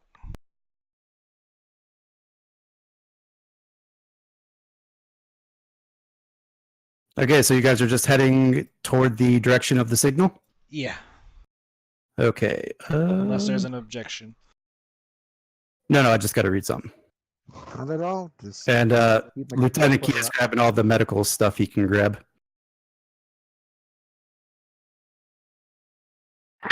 It's a she, by the way. You are correct. Where are my notes?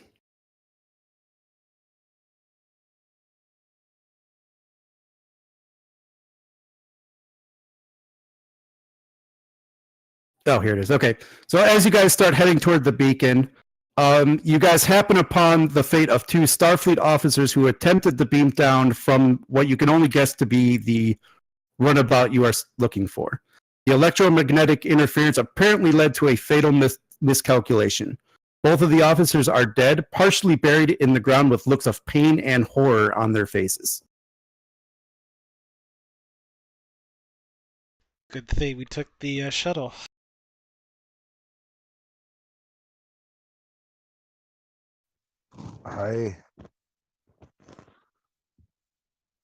That's the way to go. Sturl squats down and grabs her comm badges and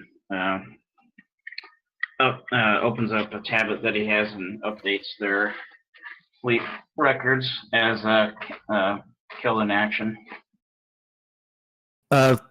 Lieutenant Kia says, we can't help them.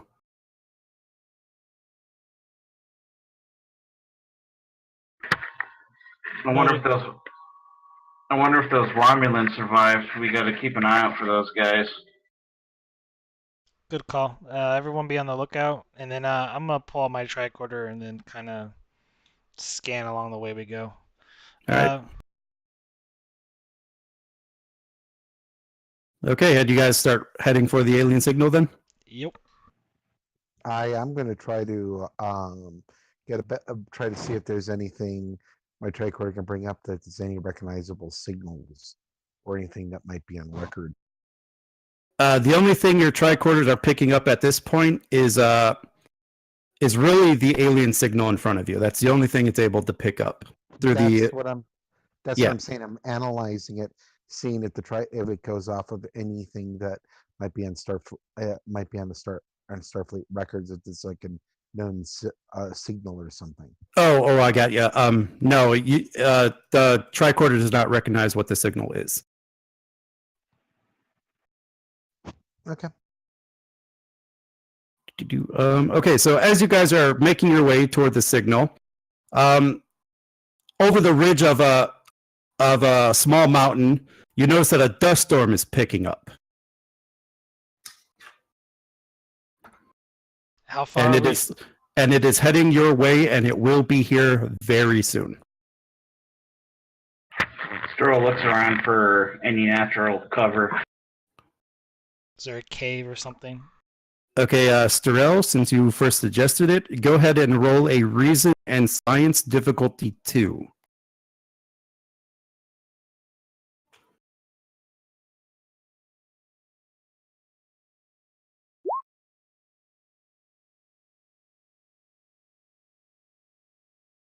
Okay.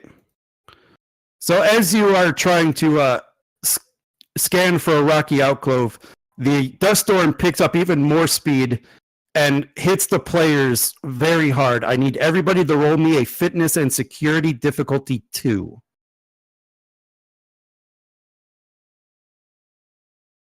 Would survival count? Yes.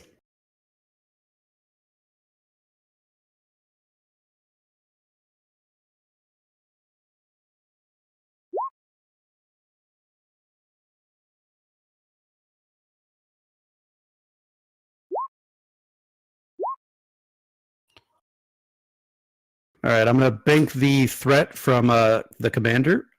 So, for everyone except for the lieutenant, your next task roll is going to have a +1. Just the next one. So as the dust storm hits you, you guys are kind of thrown to the ground and are trying to stay as close to the ground as much as you can. And after about 20 minutes, the dust storm finally subsides enough that you guys can feel you can continue on.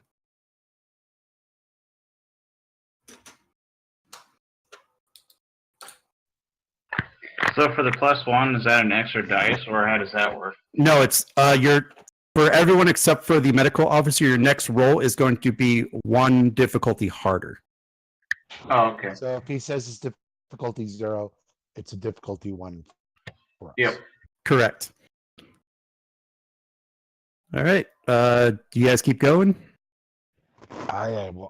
Yeah. Charting through. Ugh. And Sterl's keeping an eye on any avenues of ambush. All right. So as you guys go maybe about a kilometer, you guys reach a tall cliff that looks like you could climb it. However, your initial tricorder scans do also show that you could also walk around it. However, it is going to take a lot more time and a lot more energy to go around.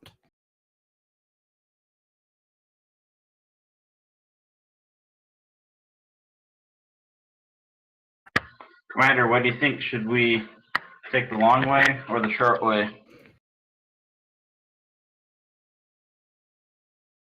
Depends on how physically fit everyone is here.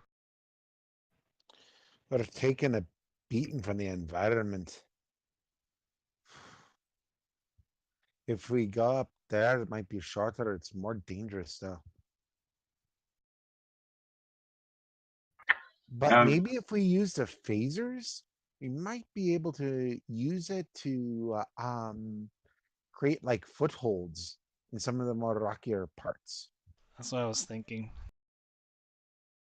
Like your mindset there, Commander. That's why he brought me along. I'm gonna take out my phaser. I'm gonna see if I can modify it. Okay. Go ahead and roll me control security.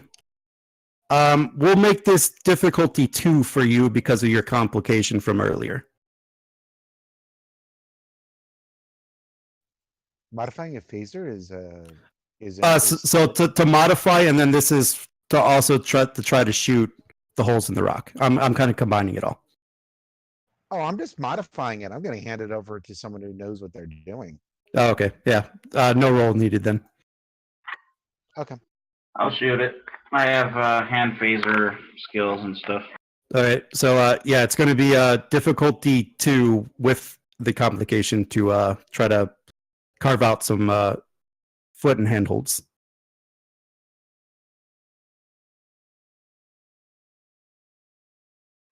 Okay, you guys good if I burn momentum? Sure, go ahead. Go for it.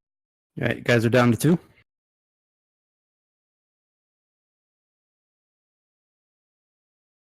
And I'm good for the focus of hand phasers? Yes. Cool.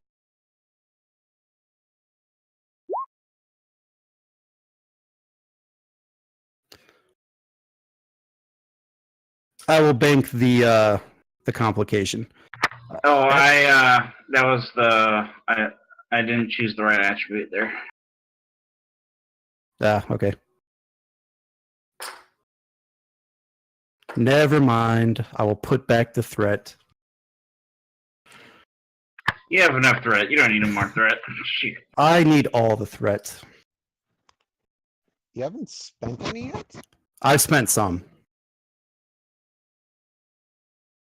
About to have 15 armed Romulans on our butt. It might- 15 is probably lowballing it. All right, so you expertly carve out very sturdy looking handholds into the side of the rock. So that I will give you the advantage of climbing up the cliff will reduce the difficulty of the task by 1. Except for the 2 people that still have the +1 to the next task, theirs is still difficulty 2. And then, Completely. did we still bank 1 momentum? You bank 2. Oh, okay. What's So the we total have- on that? So I got 4 momentum right now. So we have a what is it? You said fitness and security? To climb the cliff. Where is it?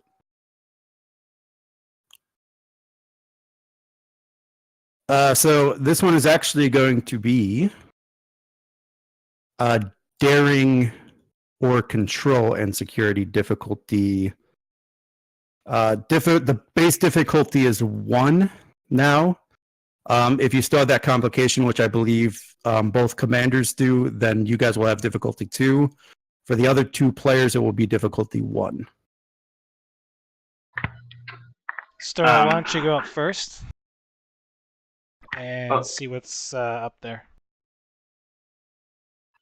I was just gonna say before all that, after Sturl finished his finished shooting, he kind of like raises an eyebrow and nods in satisfaction, looks over back to the chief engineer and hands him his phaser back.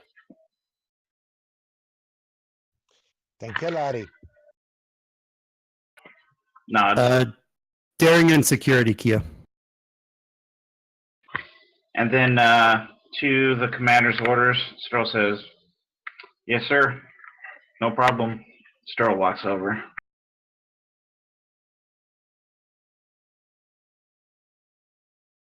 You said it's daring and security for climbing? It's either daring or control and security, whichever is higher.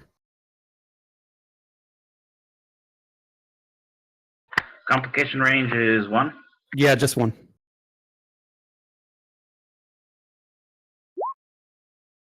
And you guys make a momentum, and you very easily, in your great physical shape, climb up the hill without any problem, and the medical officer follows your superb example and follows you up, and you guys are now at max momentum.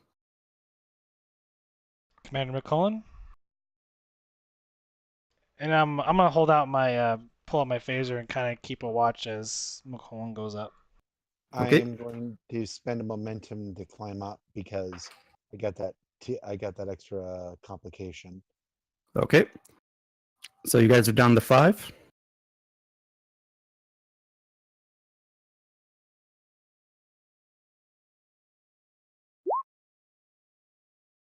Yeah. You labor a little bit, but you're able to get your old self up there. Little hard of heavier breathing as you get up there, but you're all right. I haven't been on Caldus in years. I can feel it. Would survival count climbing up? Yes. And I'm gonna spend a momentum as well. Okay, you guys are down to 4.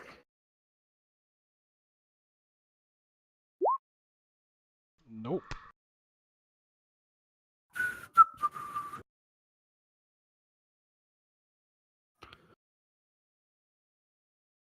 All right, so Commander, as you try to climb up the cliff, you are having more trouble than normal trying to get there. And as you get to the top, you feel that you are really exhausted. So your next task is going to have a +1 as well. +1 to difficulty. Wait, right? Yeah, Okay. that's right. Cool. So what are you guys doing now? Trek onward. Sterl scans for anything, just like a general scan, just because we're in higher elevation. All your tricorder scans is picking up is that strong signal coming from the direction you guys are heading in.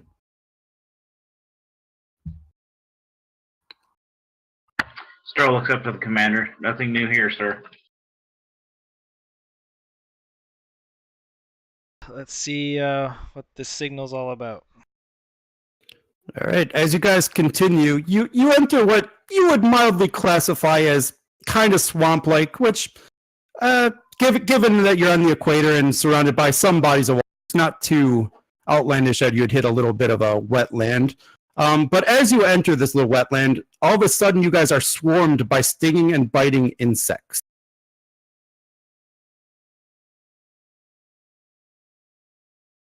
Are they venomous? I have to ask that question. At this point, you cannot tell. No, like as a species trait, I need it would cause like allergic reactions. Oh, for your symbiote? Yeah. I would say you don't really want to take a chance. Like if I'm getting bit, I need to know. Well, I am giving you guys an opportunity to do something before I consider them biting you. Okay. Is If you guys do nothing, then yes, I'll have them bite you. Is there anything like is there anything around us like any old wood or anything like that? Like it's like a little wetland, so there might be like a downed tree here, some local flowers and plant life all around you. Change my settings. If we basically can make it a little bit of a fire with some smoke, it should drive off the vermin.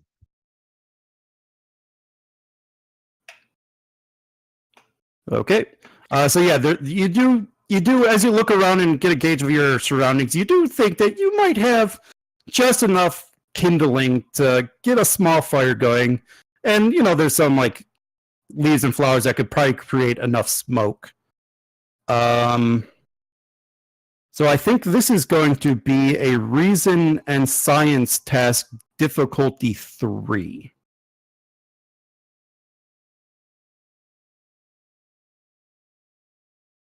Okay.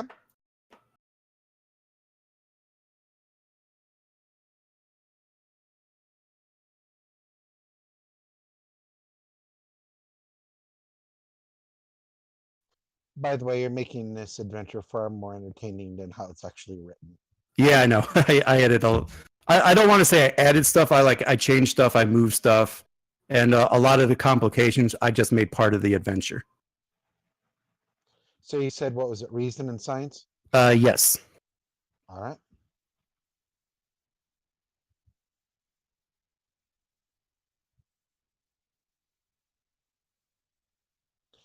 And I will allow one person to assist to try to gather firewood quickly.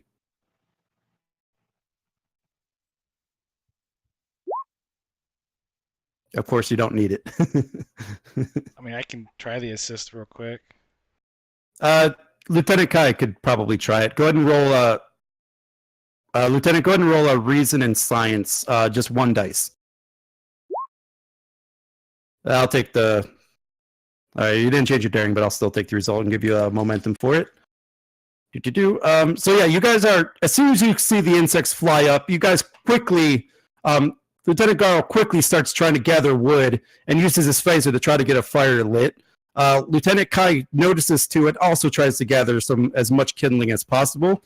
And you guys are able to get a little fire with a lot of smoke that seems to do the trick. You guys got a couple little bug bites here, of course, but nothing too serious.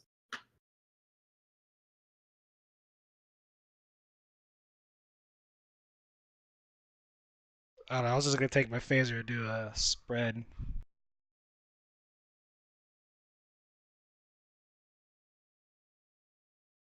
Yeah, I mean, you could, but they pretty much been run off. Yeah, it's fine. Yeah. That would have been a good suggestion had the lieutenant commander not suggested his fire. Yeah. Storell, how close are we to the source of the alien signal? Stroll looks down towards his tricorder. Your tricorder shows half a kilometer. Half a kilometer, sir.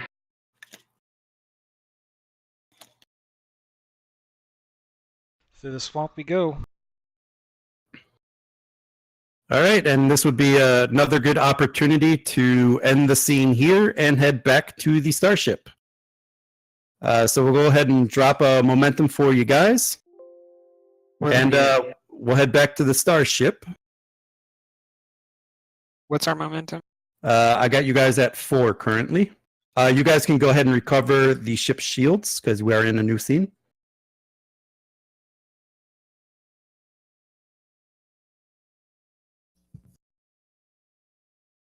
And you guys do have the shuttles on your view screen. Shuttles. Shuttle, I should say. Sorry. Okay. Shuttle. Runabout. The thing you're looking for.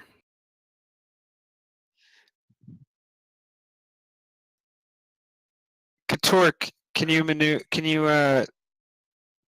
tractor it into the shuttle bay? Aye, aye.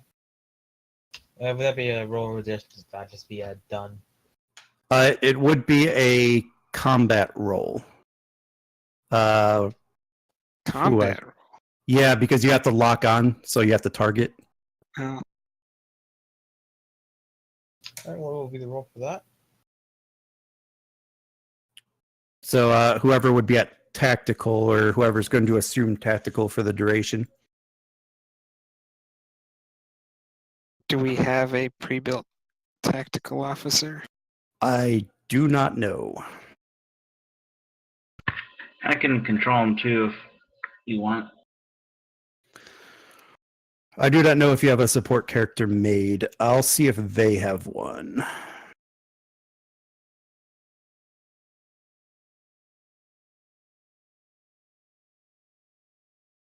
He's no good. No to them. That's not it either. To be honest, they don't even have a character with any security skill. So I can assume the position or something.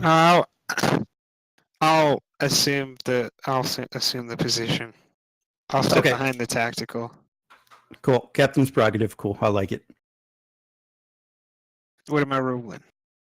So it would be, I believe it is control security, assisted by the ship's weapons and sensors.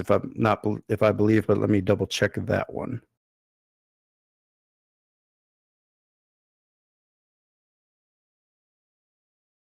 Oh, weapons and security. Sorry, assisted by the ship's weapons and security.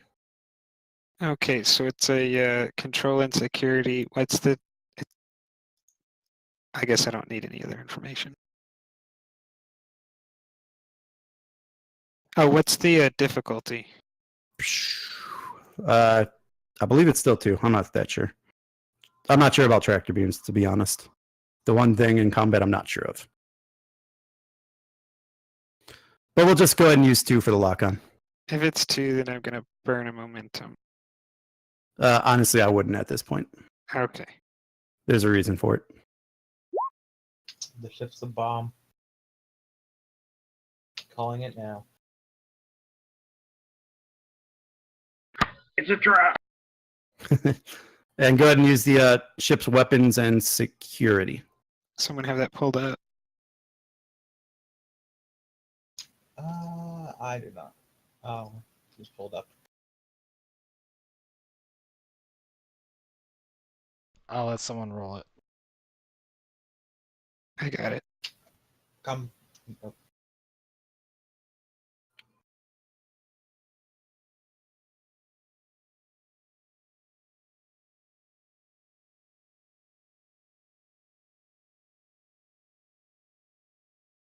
Yay, nay? Oh, there's no complication ranges there. No, we'll keep this at 1. Cool. So, Captain, just as you are about to engage the tractor beam, a Romulan Dideridex warbird decloaks right in front of you between your ship and the runabout. Red alert, shields up. Well, I guess I'm pulling the shields up because I'm at tactical. You sure are. And then I attempt to hail them. They open the communication channel. This is Captain Starx of the USS Imjin. You are interfering with our recovery of a shuttlecraft. I ask that you identify yourself and stand down. 1 second, because this is good. All right, where's my mission stuff? Where are you? Captain Starx, I am Commander Methra. I demand to know what you know about this alien signal.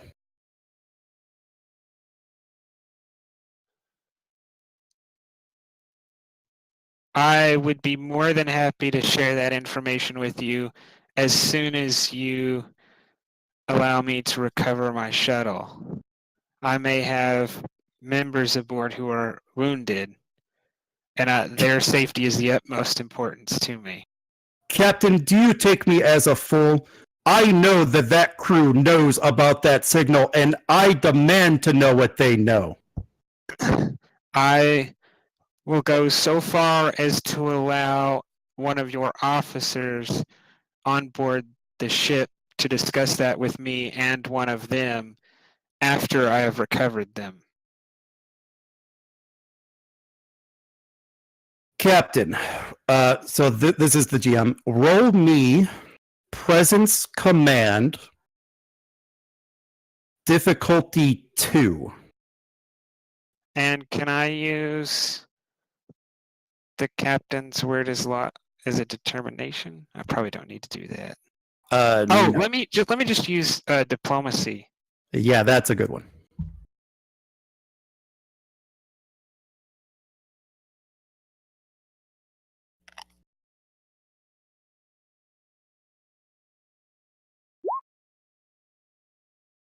Yeah. Very well, Captain. I will beam aboard your ship personally.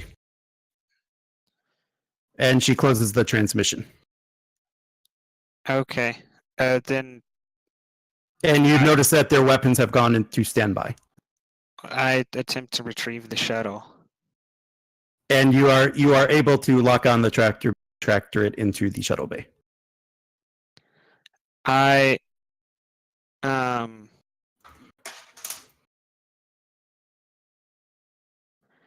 I open a channel to the warbird. Go ahead, Captain.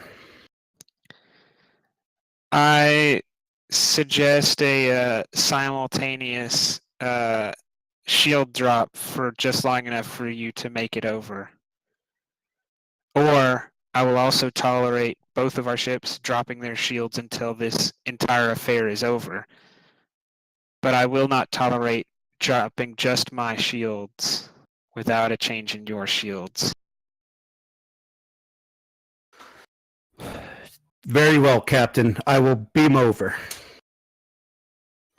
And the transmission goes off, and the Romulan ship lowers their shields. I lower our shields. And the Romulan commander, as soon as you lower your shields, before you on the bridge appears Commander Methra, a older female Romulan commander, and appears on your bridge with a armed security guard. I order security to the bridge. Captain, is that really necessary? Ma'am, you've beamed aboard my ship, not in its transporter bay, but onto its bridge, and I take that very seriously. Well, Captain, are you going to give me the information I see, or are we going to have issues?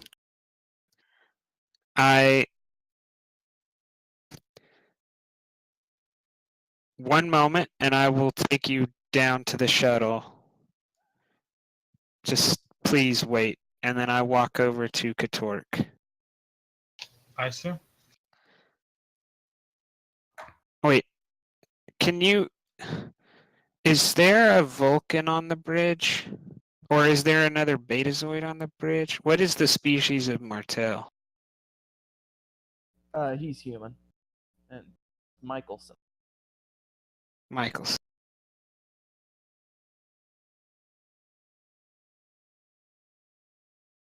Do I know Katork well enough yet to communicate with him telepathically? I would say probably not.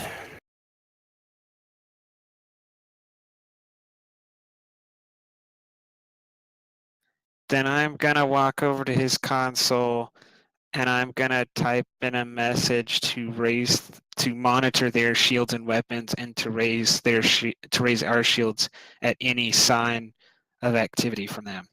But I'm not going to say that out loud. Katork will acknowledge it in a subtle way, like just typing out a yes, pretty much, or an aye. And then I walk back over to the Romulan commander. This way, Commander, and I'm gonna head towards the shuttle bay with them and the security that was hailed to the bridge. This had better be worth our time. And she follows you to the turbo lift. Commander, you've decided that it was worth your time. I did not ask you to come here.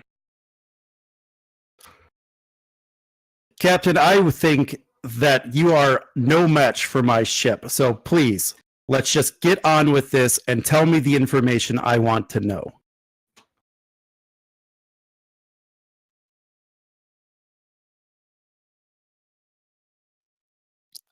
I'm going to, for the duration of my contact with the commander, I'm going to be seeing what I can read from her mind. You're not getting much because, as most Romulan commanders are, they have received training to resist telepathic incursion into their minds.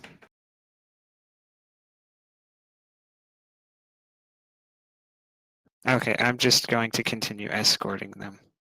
Okay. After a brief turbo lift ride, you do eventually arrive into the shuttle bay.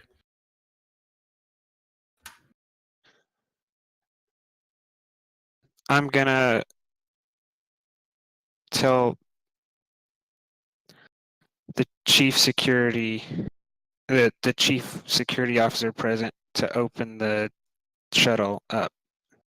So as you get to the shuttle bay, you see that a small security contingent and medical team are already at the runabout with it open, and they are carting off 2 other officers from the runabout, and they appear to be very malnourished. Almost look as if they received asphyxiation from lack of oxygen, and they are unconscious, being stretchered out of the shuttle bay. They're in no condition to answer questions right now, Commander. And I order to the nearest engineer to start scanning the ship. I knew this was a waste of my time, and she slaps on her hand and beamed off of your ship. I comm badge to Katork. Raise the shields. Aye. And then I start running to the bridge.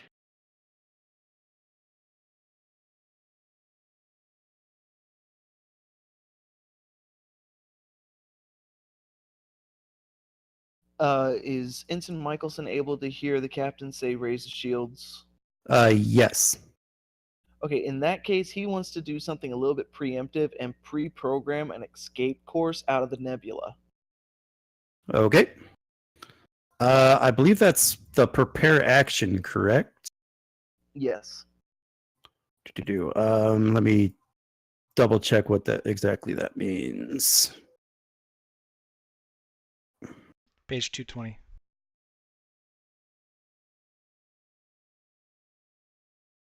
It's probably a good idea to open all that up and start looking at it.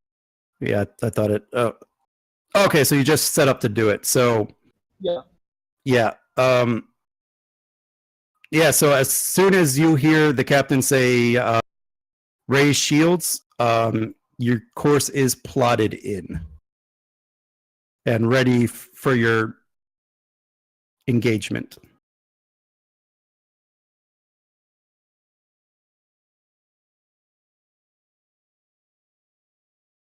All right, and then after that, I'll just wait for the captain to get to the bridge. Okay, and a couple minutes, maybe less than a minute, the captain comes running onto the bridge. Katork, Aye. what are our chances of getting out of here at maximum warp? I'm asking him, and he might need to ask you how that will affect us with the Metreon gas. I'm guessing that it's probably best not to do it at full warp, but if you need more detail, ask the con officer. If I may, Chief, I would not recommend going over full impulse with Metreon gas in the area. Katork, you got my message, right? Mm-hmm. That happened that happened before the captain contacted you. So yeah. So in that case, I would have already had the shields up. And Captain, when you get on the bridge, you do notice a lack of a Romulan vessel on your view screen.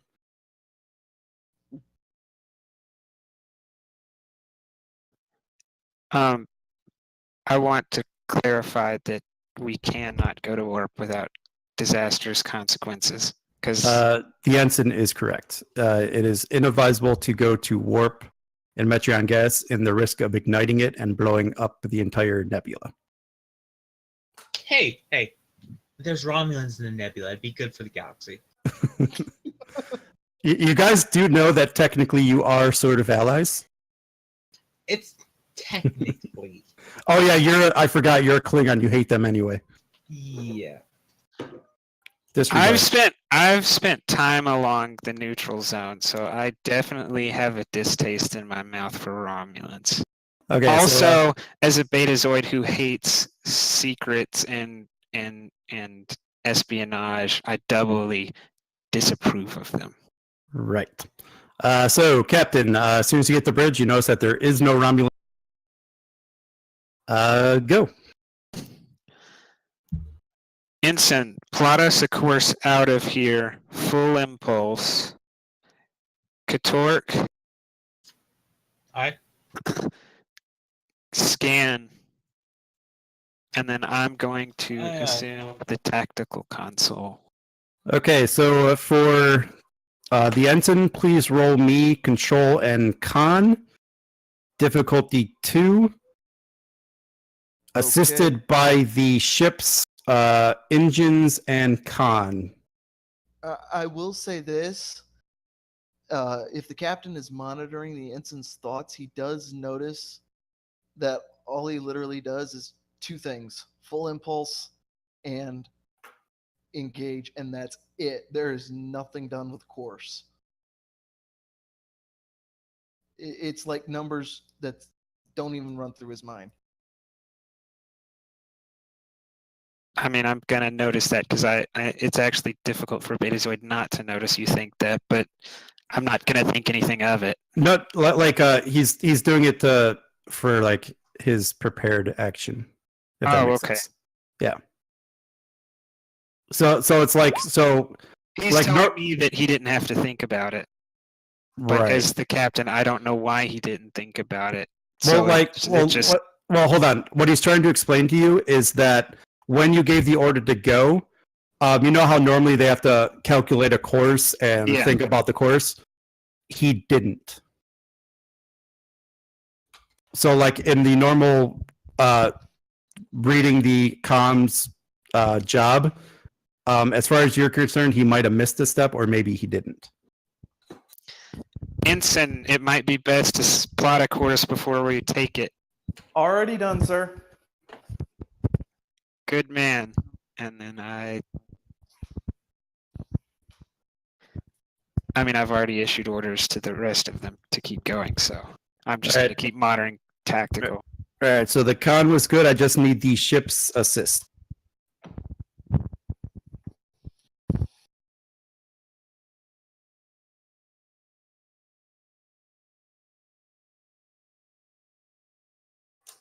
Oh, is that me? Whoever's rolling for the ship. Is it still complication range 3? You know what? I'll just make it 2 for this. 2. Okay, I got it. Or I'll just make it as normal. All right. Yep, okay. So you guys banked the momentum, and this would be an excellent time to head back to the planet. And this will be a new scene, so I'll go ahead and take away the momentum. And if you guys have any injuries or penalties, you may remove those now. What's our momentum at? 4. All right, so go ahead. Oh, never mind. All right, so for the OA team, cresting a ridge, you see a small settlement of about 3 dozen individuals in a valley below. The settlement lies at the base of a high ridge and consists of several camouflaged dwellings. They also appear to have dug caverns into the cliff face. 2 shuttle-sized ships are also parked and obscured under camouflage netting. The netting, as you note, is made up of a material that deflects sensor scans, which could explain why you couldn't detect the ships or the buildings from orbit.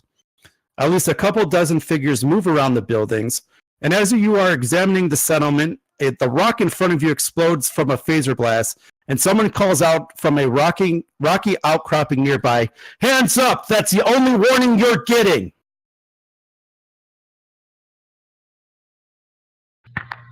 Sturl We don't raises his hands. weapons down, and it's an order. Weapons down, everyone, and raise your hands. I raised my hands. My phaser's been in its holster since I modified it. I come in I come with a repair kit. Just stay where you are. And in a few moments, two more people's armed with larger phaser rifles come up behind you. And they give you the command, all right, I want you guys to very slowly throw your weapons to the ground. As their weapons are trained right at you. Sturl slowly lowers his hand towards his belt, unlatches the phaser, and tosses it to the ground. Raises his hand back up. Follow suit. McCullen basically does same. He doesn't.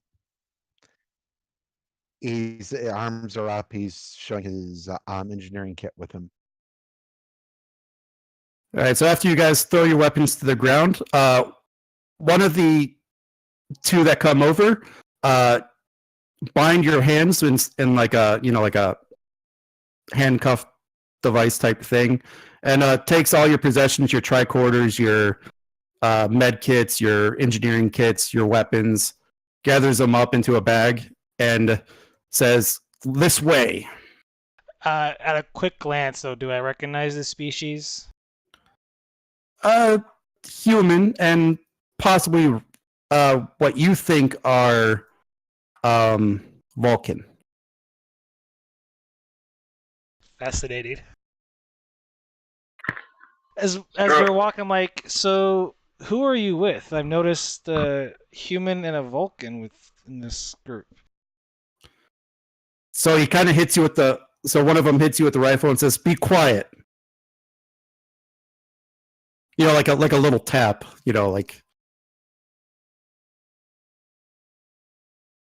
and they bring you into the village, and they bring you to one of the larger buildings in this settlement, and they lead you to it's a small room with a desk in it, and behind the desk is an older looking human gentleman.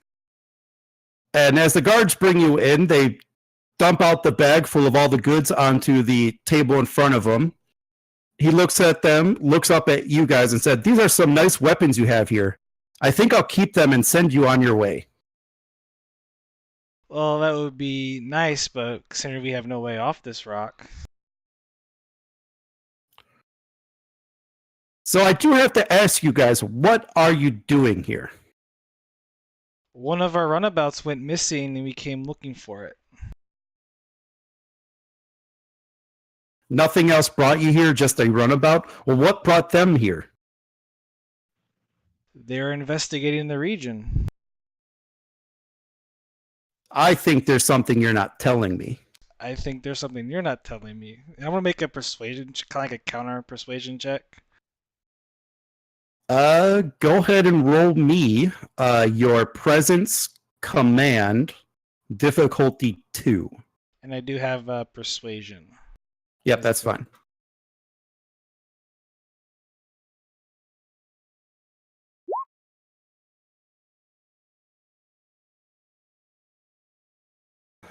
You know what, Commander? I do appreciate that you guys listened to our security detail and you didn't come in here with your guns blazing. We're nothing but a simple, peaceful people. We really just want to be left alone. But I think I know why you're here. It has to be that signal that's been coming from this planet. Is that right? That is correct, but that signal is also responsible for bringing our shuttlecraft down. Well, I don't know anything about that. All I really know is that we discovered some type of strange pentagonal chamber deep inside the mountain about a month ago. Sturl Butson, have you seen any Vulcans? Any Vulcans? Why would there be Vulcans here? He's trying to see if you've seen any Romulans. Oh yeah, sorry. Yeah, Romulans. We do have a few Romulans here that are trying to escape the tyranny of the Empire. what is it? Of the Empire. And we ourselves are trying to get away from the harsh laws of the Federation. We really just want to be left alone. I can sympathize and understand that. I'm sure we come in peace. There is no need to bind us, and if you like, we can help assist you in unlocking whatever secrets that are behind that door.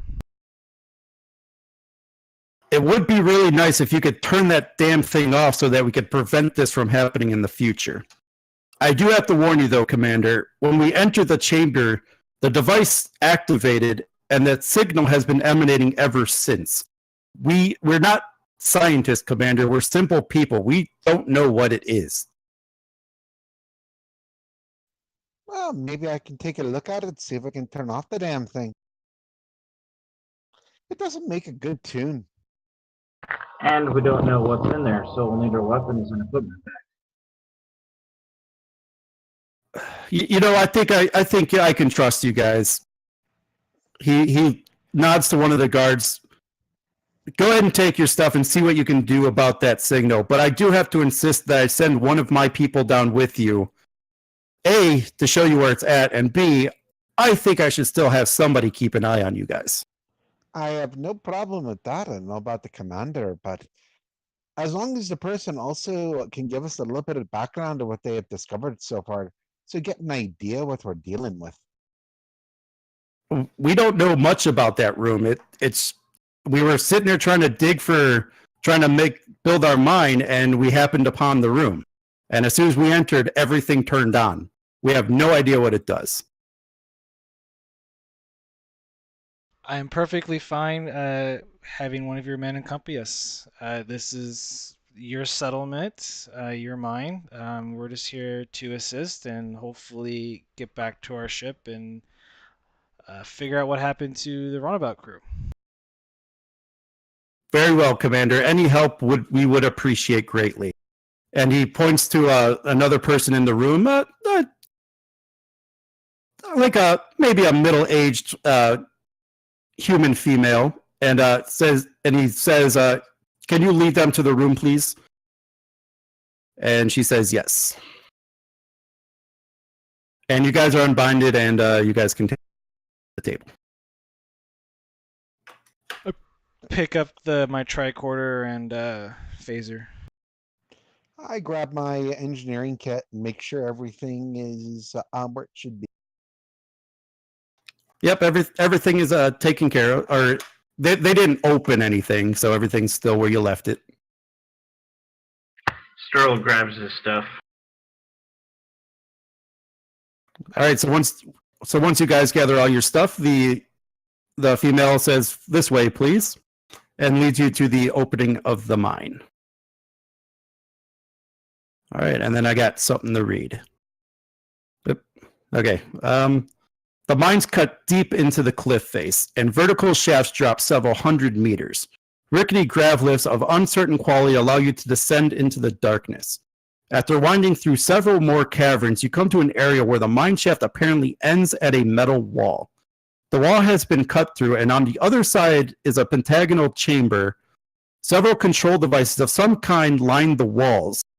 And in the center of the room is what looks like a floating pentagonal obelisk, like in the shape of, all this is in the shape of like a pentagram. Carved from some type of hard stone, strange sigils faintly illuminated with a soft blue light are engraved into the obelisk's facings. And that's what you guys see as you enter the chamber.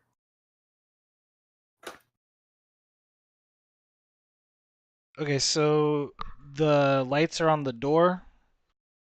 The lights are on the obelisk in the middle of the room. Okay. The blue lights, yes. It's a strange language. Yeah, you guys can't tell what the sigils are in the obelisk. Sterl starts scanning for whatever. What are you scanning? Power, power or frequencies going out of the building, or stuff like that. You know, electronics, just like a general scan. Okay. Where are you, Ster? Oh, there you are. I'm just taking a look as an engineer around, Okay. seeing where it would be a control panel, understanding how this is all built, using my engineering to deal with this. Mm-hmm. I'm trying to see the message. It's not coming up. Well, that can't be good. Okay, I found it. Okay, cool.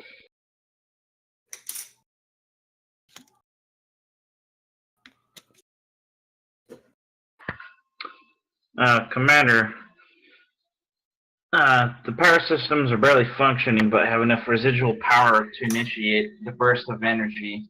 The subspace signal, and for something else that I don't quite know what it's for. And it's just the obelisk in here. The obelisk and control panels along the outside walls. And it has the one entranceway that was blasted through from the mining gear.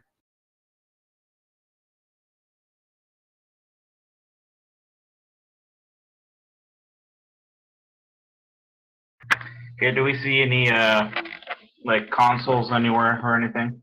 All the consoles are on the outside walls. They are powered on. Okay, I go up to one and check it out. Following suit, trying to see if I can figure out what could be the off switch. Or if I'm going, I might Okay. have to open this up, take a look inside. All right. So, Lieutenant Commander, I believe, is the one that said he's looking for the off switch. Go ahead and look and roll me a Reason and Science difficulty 3.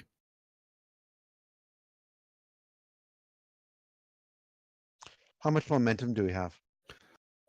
You guys have 4. And do keep in mind there are multiple control panels here.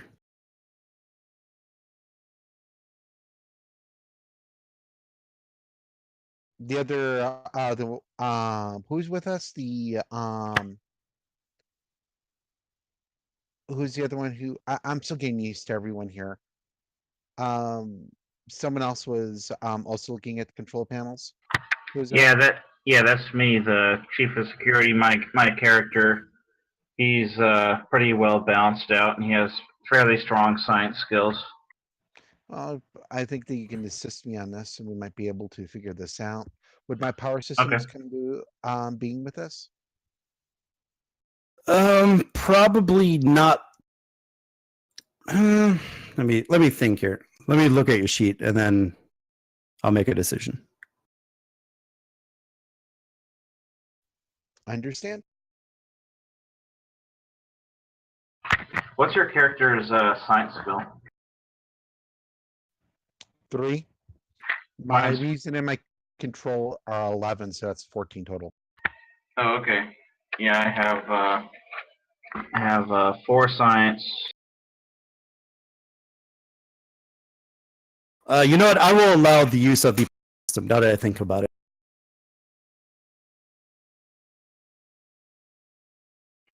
Okay, so I walked over to the console, started checking it out, and then what's your character's name? McCullen.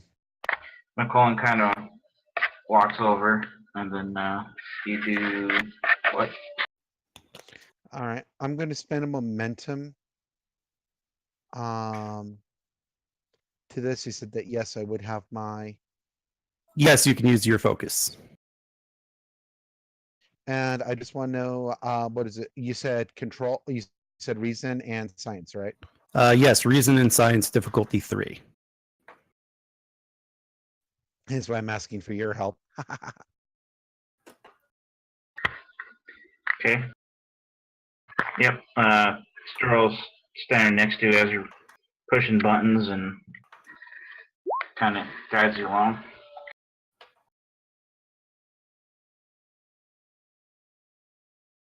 What do I roll for it? Same thing, Reason and Science, but you just get 1 dice.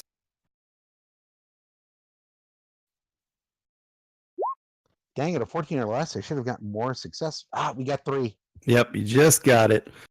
So as you guys start looking and trying to decipher the panel, trying to figure out how it works, you do think that you found the off switch.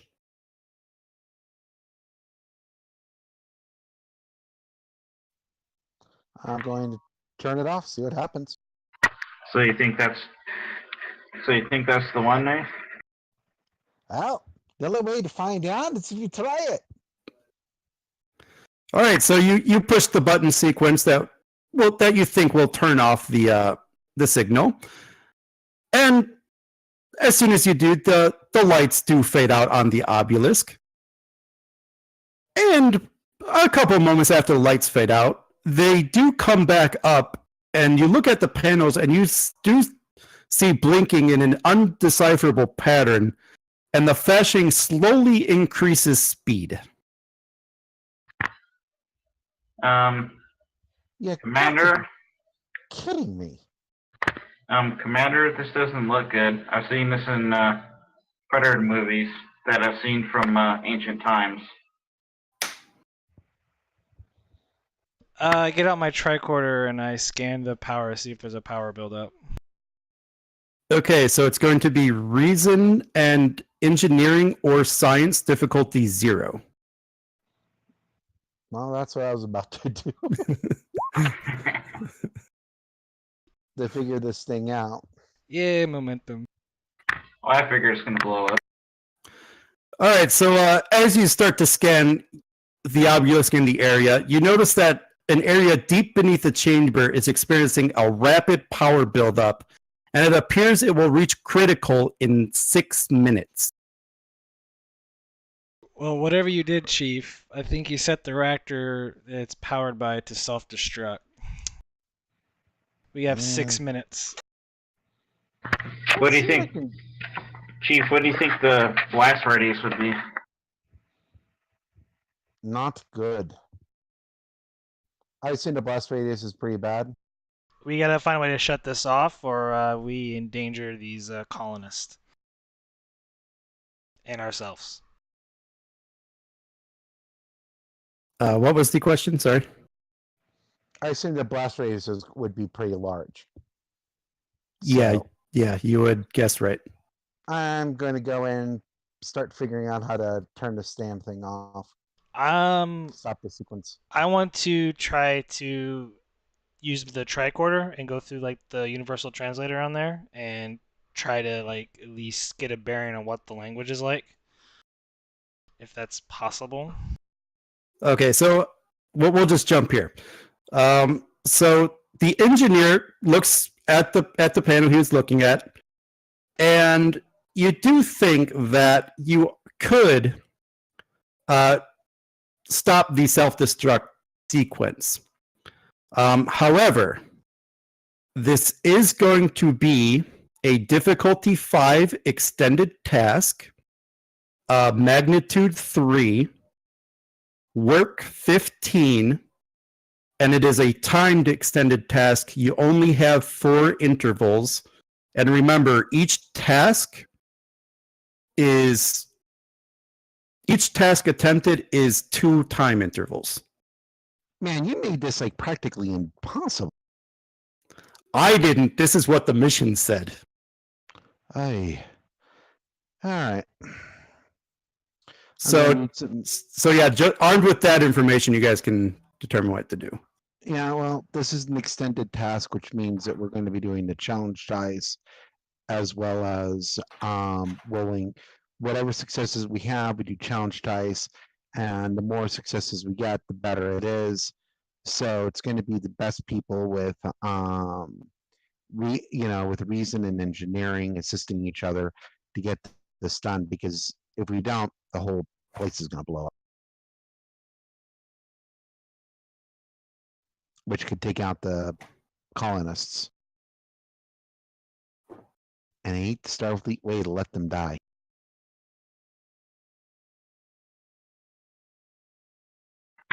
And they're probably our best shot off the planet anyways.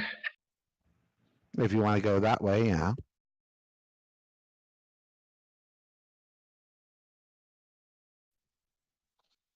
So my engineering and reason is a 15 total.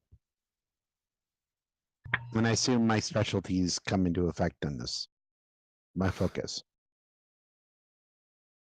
Yeah, for power systems, yeah. How much momentum do we have? You guys currently sit at 3.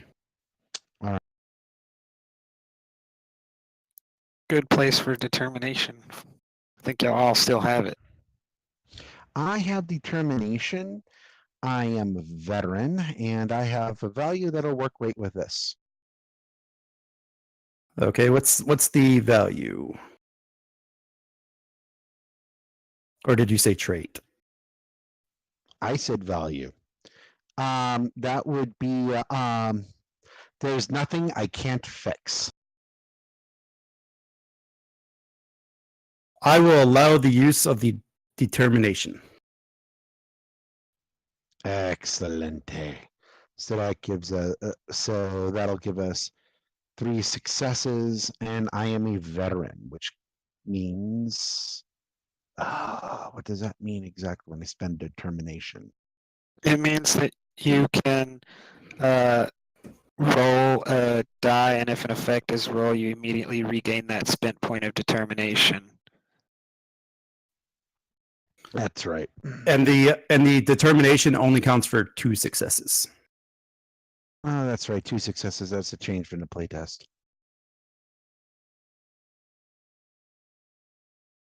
Okay, well, I'll spend it, and the I'll spend it here for the 2 successes for right now. So because I think if I spend it now, then might build up some momentum later.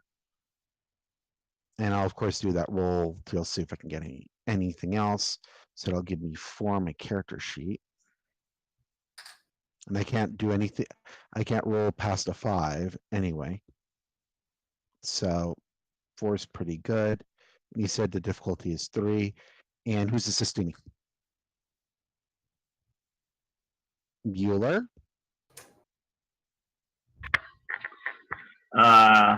Is it engineering skill or? For this one, I will pretty much accept anything because of how Okay. difficult this is. I So mean- pretty much, I am going to say whatever your best attribute and discipline is what you're going to be using. Because I could make the argument that everything is relevant here. Engineering to try to stop the power buildup. Security because it's a self-destruct device, so it's technically a weapon. Science because it's an alien technology you're trying to learn from. I can make the case for anything really. I can assist with can I do like a command present to help guide him through the procedure or the stuff? So is it a advisor type role? If you want to use that here, because honestly, I think Commander Prax has a value that would probably be useful for their own task role.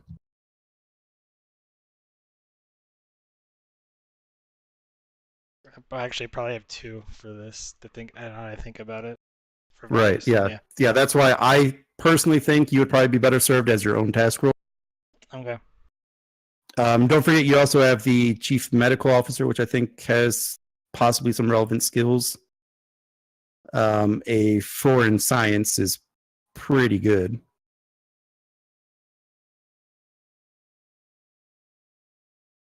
Someone else can assist. Doesn't matter to me. I just need who have so good would be good to assist me. Yeah, I'll assist you. I have 10 reason, 4 science. That works. Okay, so Commander, how many dice are you actually rolling here, and what was spent? Lieutenant Command, I'm only spending 4 for a. Well, I'm actually I spent my determination to get the 2 Okay. successes, and I'm just gonna roll straight 2 Okay. here. With my roll, with whatever I get with the assistant.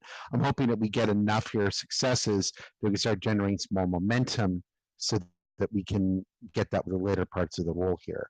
And of course, I'll make the roll for my veterans so they can get the determination back. So, All right, cool. So you're rolling 2 dice. Perfect. Yep. And the only thing spent was the determination. Cool. Yep. All right, and then we have Sterl with the assist. So yeah, whenever you guys are ready. What's the difficulty? It is difficulty 5. Okay. Oh yeah. So we have 2 successes right now. We need 3. Actually, I probably should spend a momentum point. It will be 2 momentum for the next dice. Well, Because- yeah, because- it would only be 3. I'd be only rolling 3 dice. Okay, So it'll be Right, 1 right. momentum. But to purchase the dice with determination, that counts as the first buy. Oh, that's right. You're right. You're right. I but you guys- forgot about that rule. But you guys could always give me more threat. also keep in mind, because this is an extended task, if you succeed here and you manage to get a breakthrough on this, it does lower the difficulty. Right. And we have how much momentum? You have 3 currently. 3 currently, so I would be spending 2 to get 1. Or I can give the GM more threat. See, I have cautious engineering, not daring engineering. And So the GM also has like 20 threat or something like that already. So yeah, I'm just going to spend a 2. If I have to spend any for the 3rd dice, if I have to spend anything now else, it would I'll then risk it. But I'll see if we can lower it first. So So you're hopefully the- spending 2 momentum to roll 3, correct? Yes. Okay. And you guys have 2 successes already. That would bring it to 5. That would add 2 momentum. So we're back to 3. So you are back to 3. So what I need the commander to roll. Don't forget the lieutenant commander needs to try for his determination back. Oh yeah. Do your roll for the determination first. Which is what do I do? I haven't played a It's an veteran before, so- effect dice, I think. You just Yeah, roll 1 challenge dice. Yeah. Roll 1 challenge dice, and then if you get enough, you get your determination back. Using the character sheet, after you enter the number of challenge dice you want to roll, make sure you enter. Otherwise, the sheet won't register it. Okay. So how many challenge dice am I supposed to roll with this then? Just 1. So like next to challenge dice in the dice roller, just put a 1, and then you just hit the Starfleet. Put 1, enter, and then hit the which would be the icon. Right.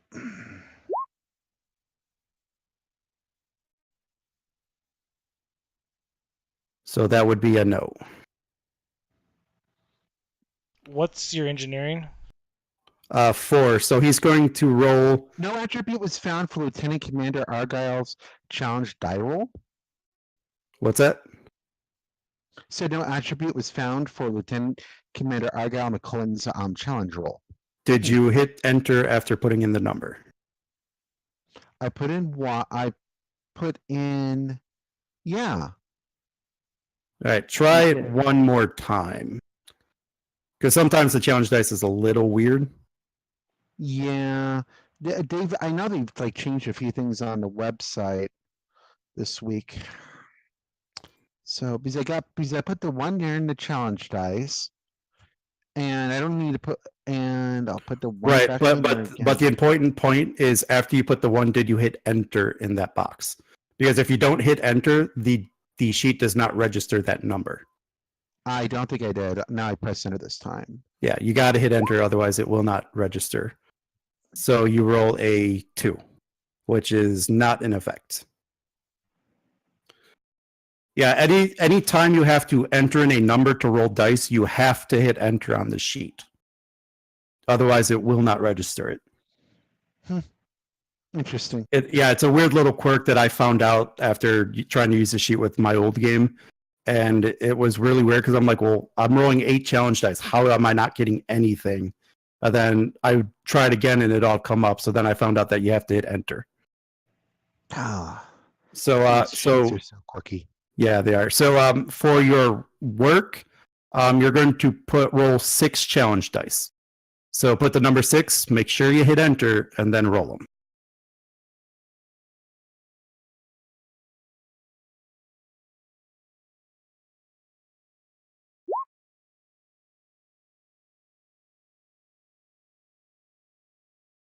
Okay, 2, 3, 4, 5, 6. All right, so you got 6 work, which is 1 breakthrough.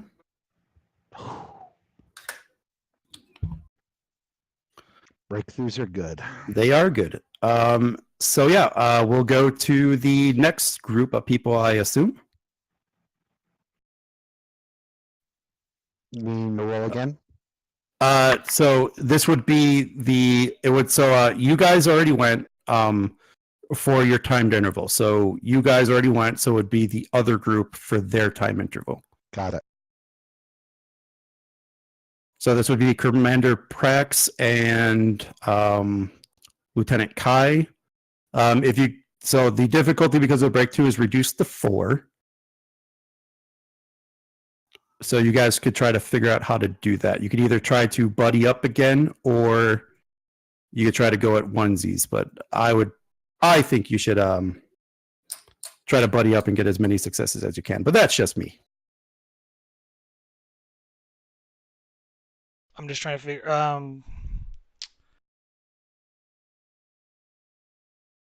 I guess I'll roll. I'm gonna use one of my I'm gonna use a value.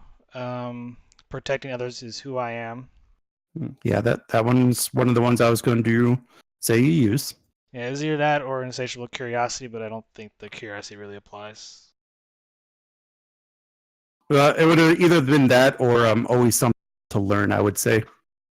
Because it is alien technology, so either one works.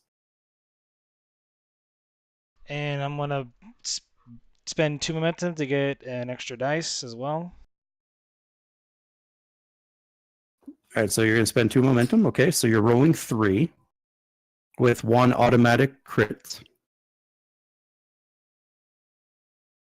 So I'm guessing for this breakthrough, I'm going to try to study a way to help them reverse the power or stabilize the power core, or get or learn more about the alien language, I guess. So that would be what, a science insight? Probably science reason. Okay.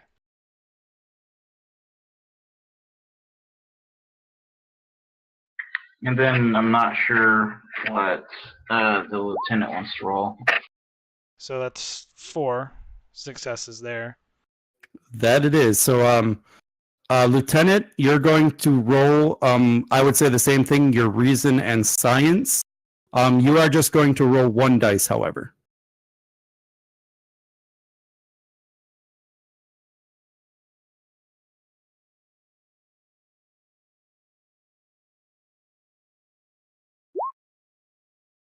Not the challenge dice. You're going to roll the task roll. You're going to set the task roll to 1, and then you're going to make sure the presence and the science are highlighted on the attributes and the disciplines. And then you're going to hit the little box that's to the left of the numbers. I think that's reason and science. Yeah, it's sorry, reason and science. Go ahead and roll that again.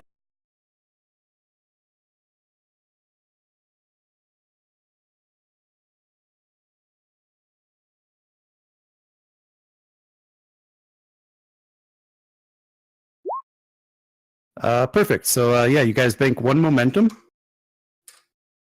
So I guys got you up to 2. Commander, go ahead and roll. What's your roll? 5 challenge dice. 1, 2, 3, 4, 5. So that is another breakthrough. And 5 more work. So I guys got you onto 4 work left. And these are the last rounds. It is now difficulty 3. So you guys can figure out how you guys try to get this. You technically, if everyone does an individual, you technically have 4 chances to try to get this last one, but your odds are increased if you assist. You guys need to get 4 work to get the third breakthrough. Okay, well, I'm going to use my talent testing of theory. So basically, I get an extra d20 to roll, or extra dice to roll with.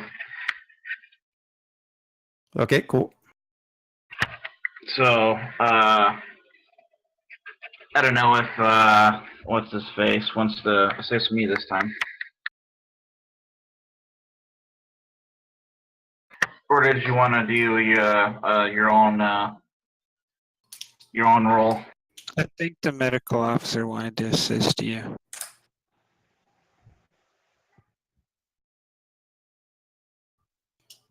All right, guys, before you roll, here's what I'm going to do. I'm going to spend 8 of my many, and I am going to increase the complication range to 3.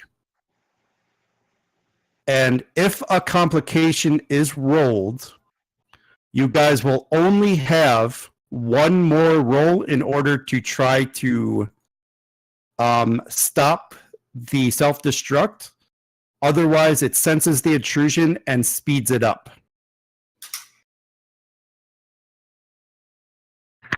Okay, Sturl looks over his shoulder. I need some help over here. Someone assist me.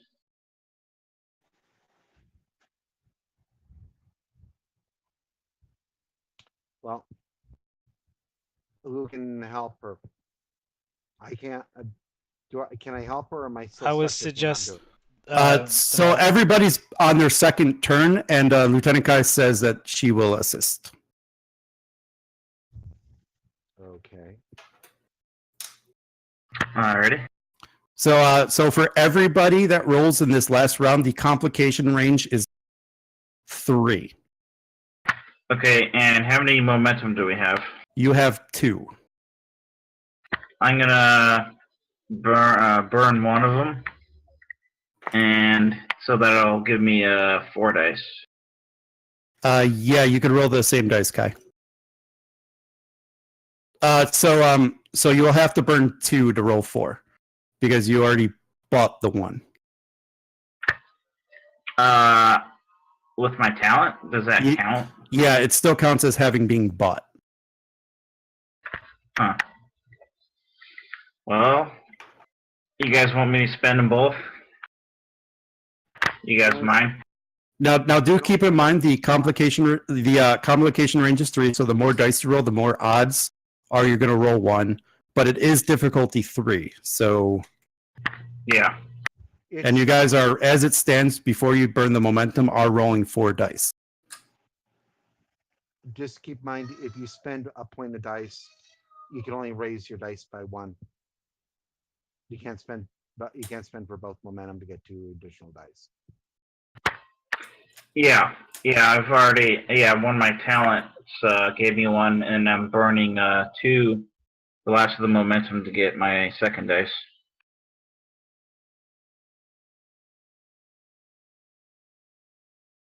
Okay, so I'll do that. Okay. So you can roll 4, and then Lieutenant roll 1. Again, I'll let you pick the traits. Don't forget complication range 3 for everybody.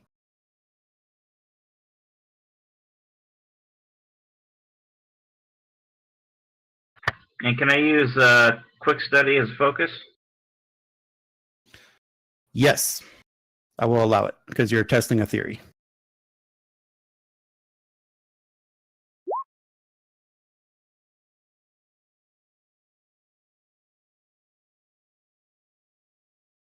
All right, Lieutenant, you just got to roll.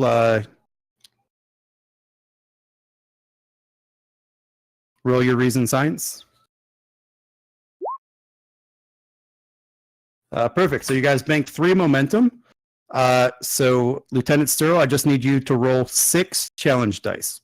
Don't forget to hit enter after you enter the dice number.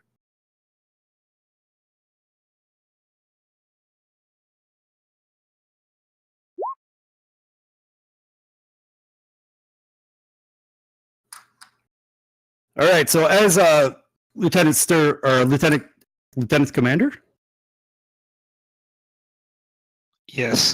Okay, Yeah. so as a lieutenant commander, he sits there, thinks for a second, and then starts typing in feverishly on one of the consoles. And as he does that, the speed of the lights on the obelisk speed up ever faster, and then all of a sudden just turn off, and the room goes dark.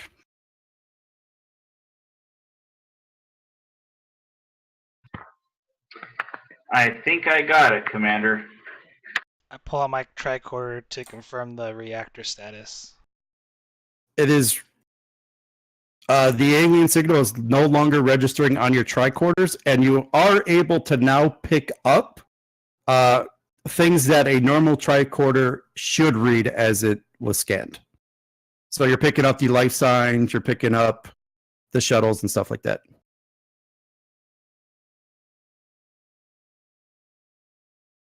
Looks like it works, Drill. Good job. And good job to everyone else.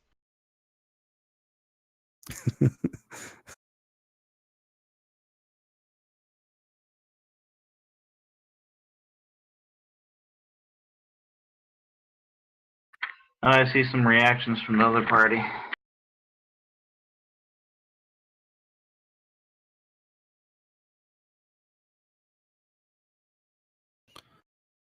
All right, so what do you guys do from here?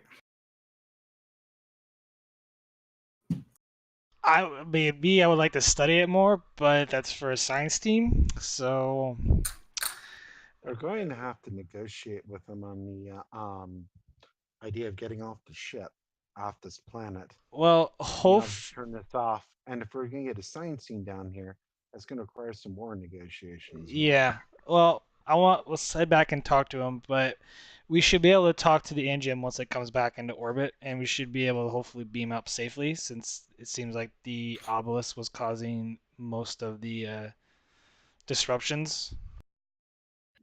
Yeah, and not only that, the shuttle's broadcasting SOS.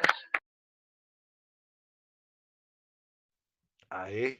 Let's go report the good news to their, I guess, magistrate. All right, so as you guys turn to leave the room, lights happen to come on from what looks to be flashlights. And through the silhouettes that they make, you can make out 5 Romulan soldiers standing in the doorway, kind of all standing in a line. And the one in the middle yells at you guys, "What did you do?" And you can make out their guns drawn. We turned it off and stopped a cataclysm from happening on the planet. And please lower your weapons. We are allies. Making persuasion.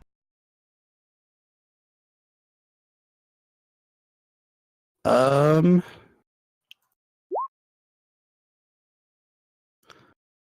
it would help if I picked stats, wouldn't it?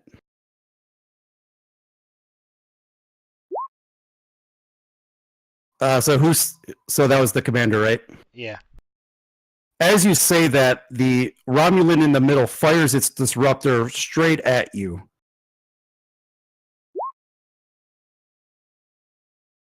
And it wings around the upper arm for 3 points of stress.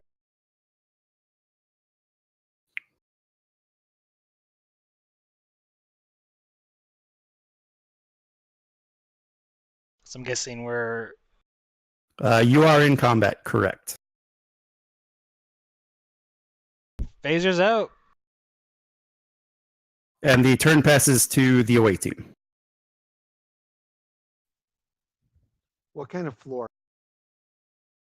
It's just like it's made out of the same material as the walls. So it's that ancient metal. What kind of metal? You couldn't really get a reading on what kind of metal. It's just an ancient design, so you're not really sure what it's made of. Is it a good conduit? No. I know what you're thinking, but that would not work in this case. Is it possible to set the the phaser to wide beam? Yes. Yep, your phasers do have a charge setting, which you could set it to like area and all that fun stuff. Starfleet phasers are not as strong, but are more versatile. Okay. I'm gonna attempt to set mine to wide beam and stun setting, and see if I can't knock out some of them. Okay. So what do I need to roll for that? It would be the same as a normal, so it'd just be your control and security.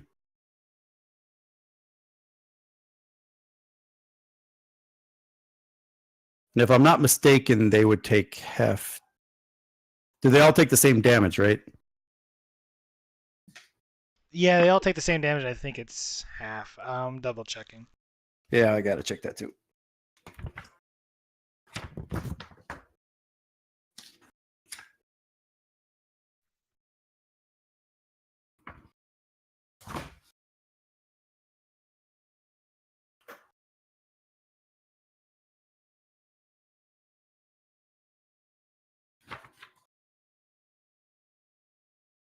Well, it doesn't say if it's half or not.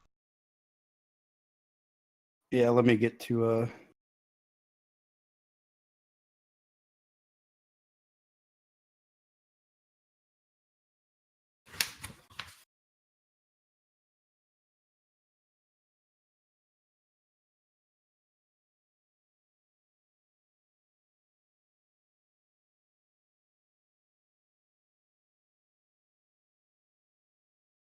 Oh, okay.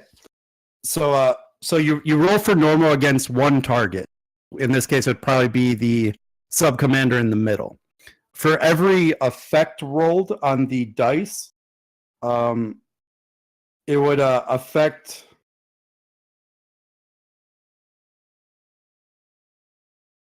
So like it automatically gets anything in reach, but they're all not in reach of each other. They're kind of in a they're close range of each other.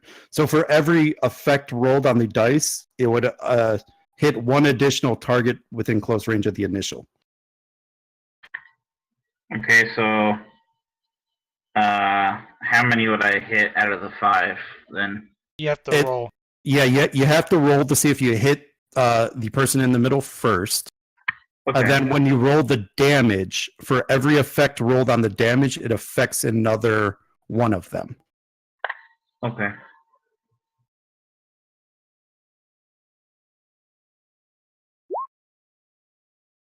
All right, so now you can roll for damage.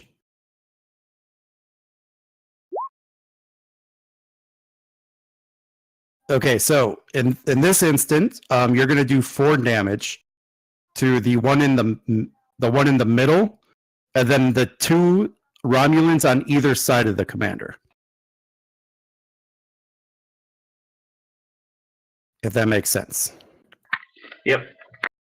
So the commander got shot, and then Cyril Koki pulls out his weapon, does some furious settings on his weapon, and fires, and hits 3 of them. Yes. So then, in response to that, one of the Romulans got hits, tries to take a shot at you with his disruptor pistol.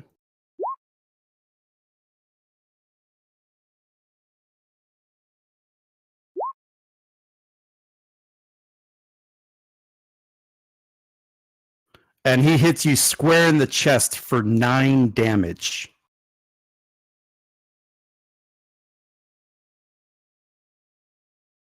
Just a flesh wound.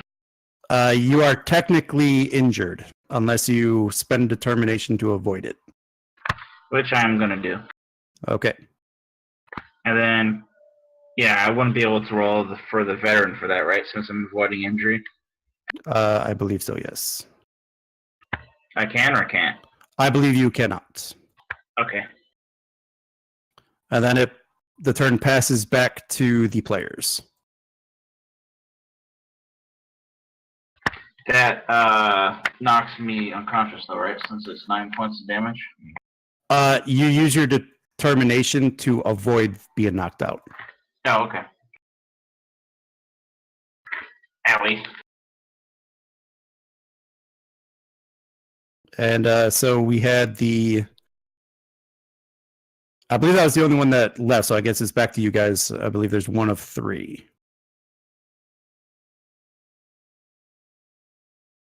I haven't. Well, I guess I didn't lose my turn. I guess at the start of the niche since I did what I did, and so it's McCollin and the lieutenant. I didn't count you as having a turn, Prex. Okay. I'll go last. So if the McCollin or the lieutenant want to go, they can.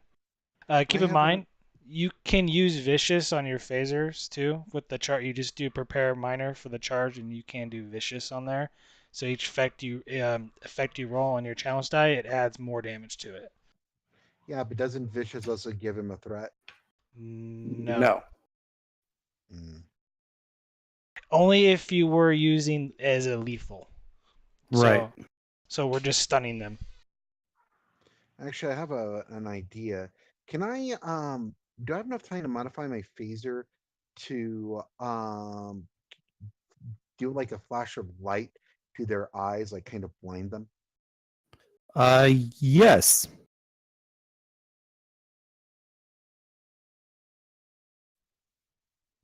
So the roll I'm going to make here is I am going to have it be a control secure. So you modify it, but this is for the roll to fire it. So the modify is a minor action. So to use it, I will make it a control security, difficulty 1 because you're not actually trying to hit anything light. However, I'm going to make this a complication range 2. That a convocation will overload your pistol. However, if it is successful, it will stun them for a round. It seems reasonable. How much momentum do we have left? I got you as 3. Does that sound right? Yes. Yep. I'm gonna spend 1 then. If you guys don't mind. I don't Go have ahead. like focus for phaser like our security officer does. So, and then I'm going to roll. All right, you get a momentum back. And from your phaser, you set the phaser to emit a wide beam of light that shines directly into their eyes like a high-powered flashlight, and they instantly try to grab their eyes in the darkness as they can't see. Yes, Sky, phaser rolls. And so you guys would maintain the momentum at that point because they are now blind for the rest of this turn. So it would be the commander or the lieutenant to go next. I guess I'll shoot. I'm gonna. Does anybody mind if I buy a die? Go for it. Go Okay. for it. I'm going to shoot my phaser at the sub commander, and I'm going to use my prepare minor action to charge the phaser and do vicious. Okay.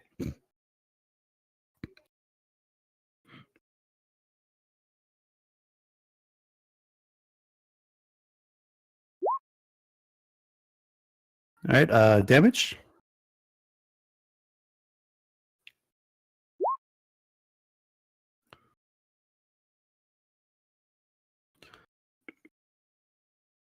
And as you shoot the commander, he just lets out a very loud "ah!"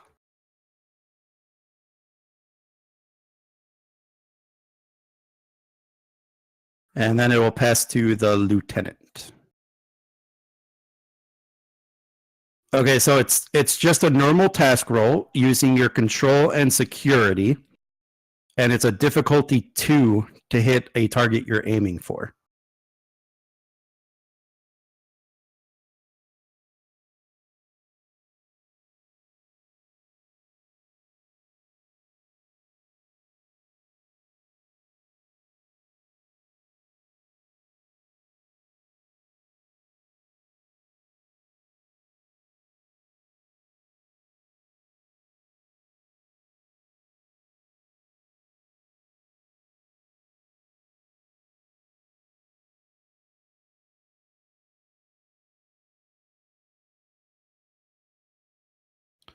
Okay, so it's just going to be your control security difficulty 2. It's just a task roll, a normal task roll.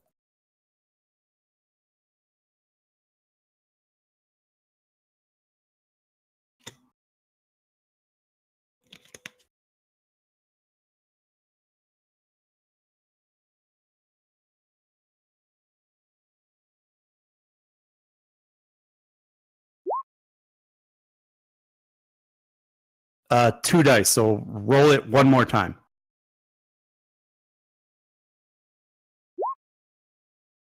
Okay, and you do not hit any targets. All right, so as the Romulans start to regain their composure, the sub commander opens up what looks like a communicator, and all of them are transported out of the room.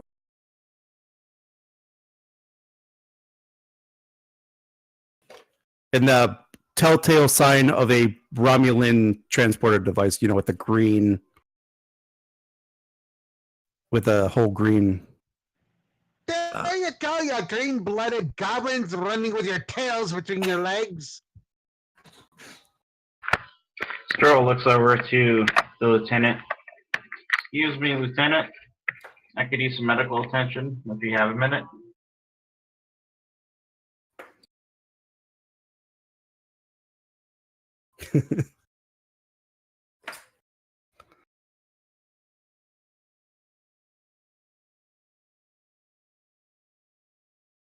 Yes, let me find the roll to do that. I got it in combat somewhere.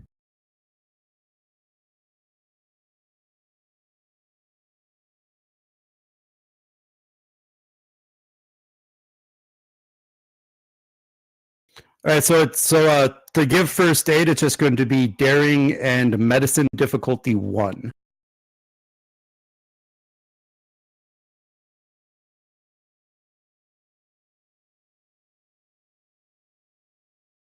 So yeah, Lieutenant Kai, your roll is going to be a task roll using your daring and medicine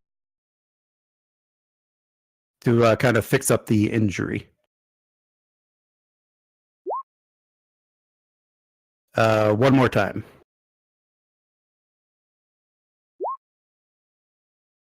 All right, cool. Yeah, Lieutenant Kai looks at your injuries, gives you a quick hypo spray, and you feel much, much better. Did that alleviate any of the stress? Not the stress, but it takes away the injury. Gotcha.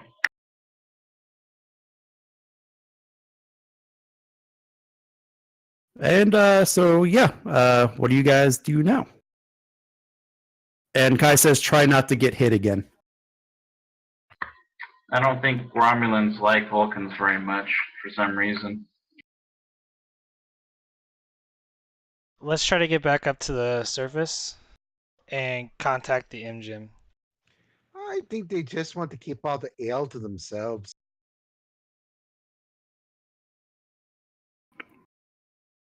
All right, and Captain, right about now, your ship re-enters the system.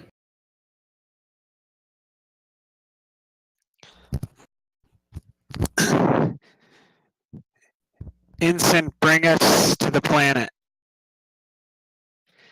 Aye, sir. Establishing geosynchronous orbit. And in a couple of minutes, your ship enters the orbit, the ensign laden. Do we have Katork? Looks like his headphones are turned off. Yeah. Did he go AFK and not tell us?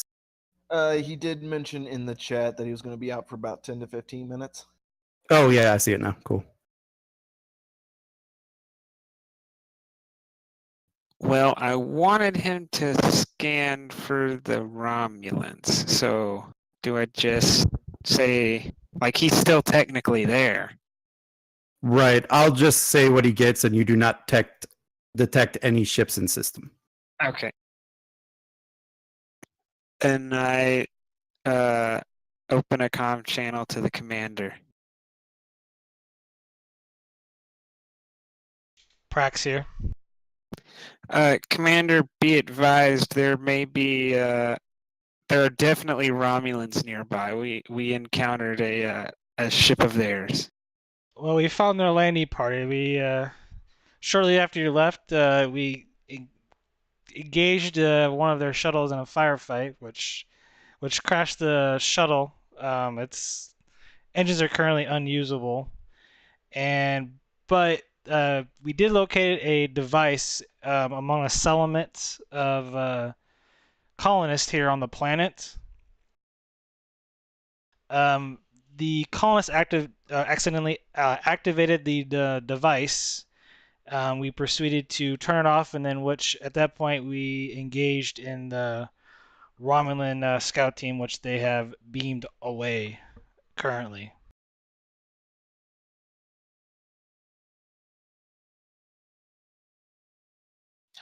Understood, Commander. Get to the surface, and I will attempt to beam you up shortly. Yes, sir. And then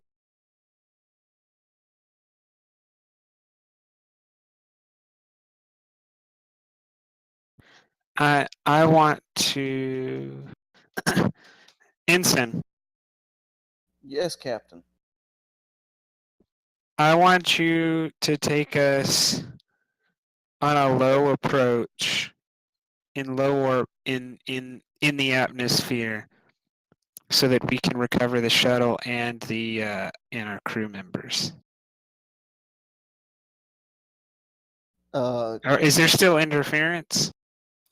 No, you are not detecting any interference with the surface now. Quick question above game. What class is the ship? Steam Runner? Yes. Okay.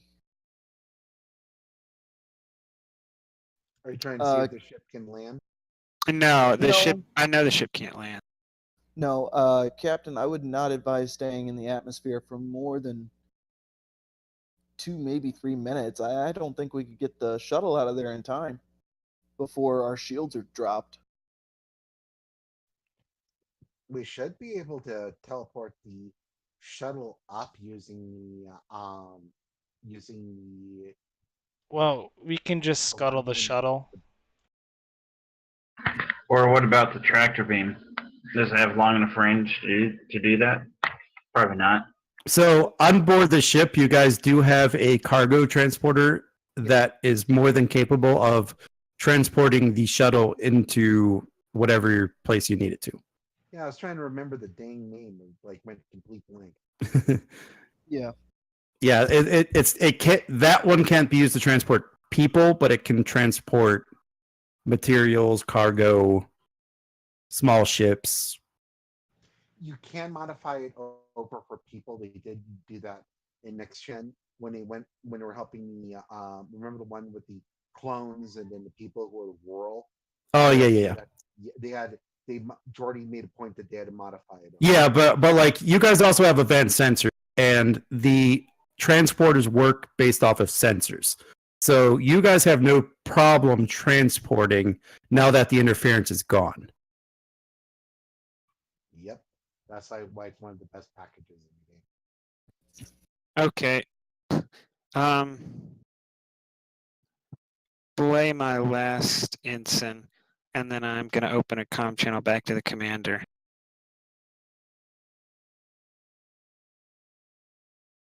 Yes, Captain. Beam up when you're ready. Hi, sir. Just a moment. I would like to talk to the colonists first before we head out. Get their names and identification. Only the ones that belong to the Federation, if you can.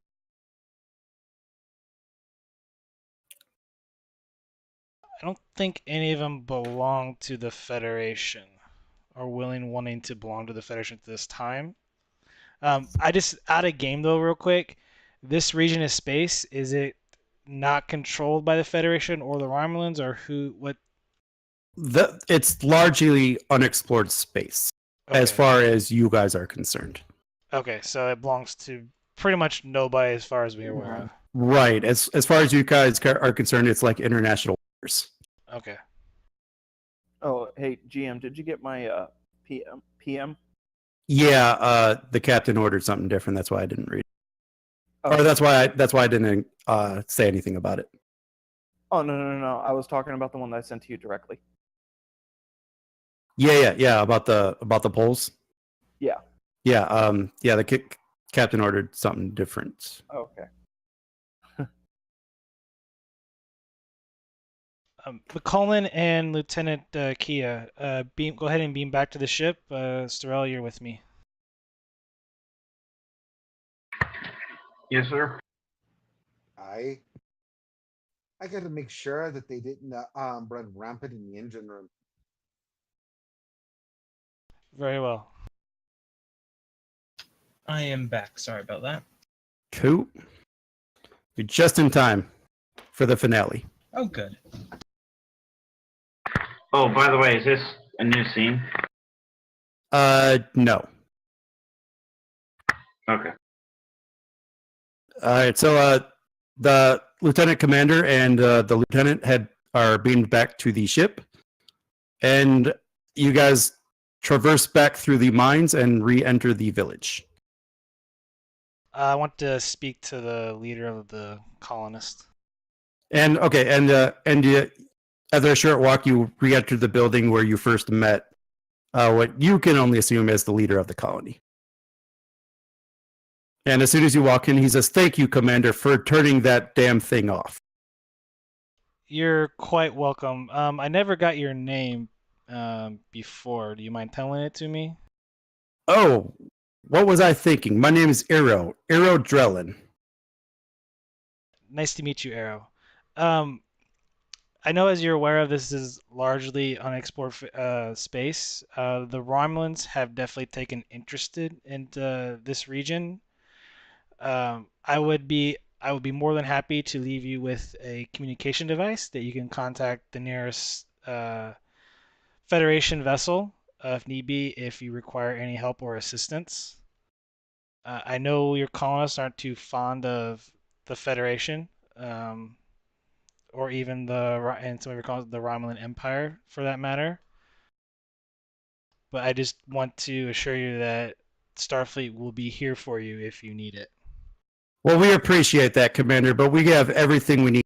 We do have 2 shuttles capable of subspace communication. So if we have a need, we'll give you a call. Very well. I wish you the best of luck. The machine is turned off for now, but I would highly advise to keep your men out of there.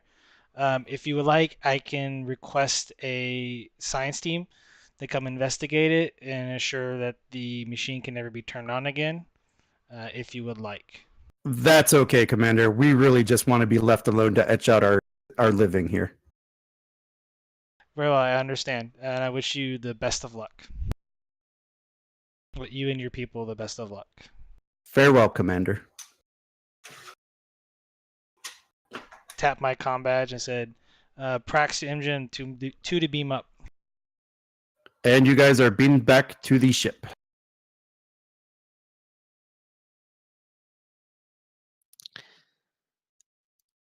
I'm gonna tap my comm badge and say, all senior officers to the bridge.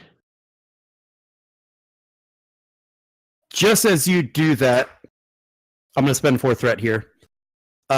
Warning panels come up from the tactical position as the Romulan Dideridex warp ship decloaks right in front of you and fires upon your ship. Now it does come into play. At the very beginning, I stated that under any change in any circumstance, the shield would go to yellow alert and the shields would come up. I feel like that's something the commander could have computerized. Probably. I mean, I'm keeping your shields up. It's fine. Oh, okay. Well, like as soon as it decloaks, it automatically entered red alert. Okay. So you guys have your shields up. As long as I don't have my pants down or my shields down. 6, 7, 10, 11, 12, 13, 14.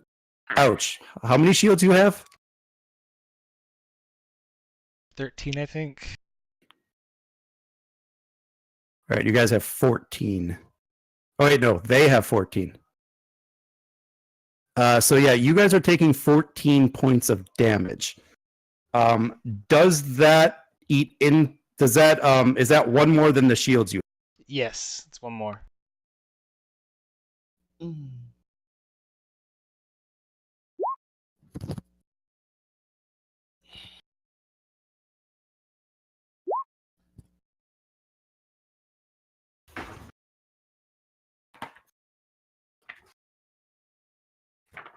We do have resistance 4, so that's gonna eat up some of. Oh yeah, so you guys are actually take. What did I say? 14. So you take 10. Which means we have 3 shields left. Yes. I just gotta see what the hell they hit.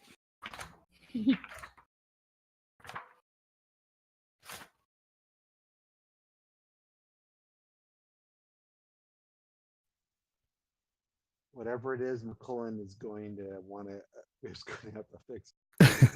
So you guys take an impact on your weapons. So until you use the, I think it's minor action to reroute, you cannot use weapons. So you guys take 10 points of damage, and your weapons are all currently offline.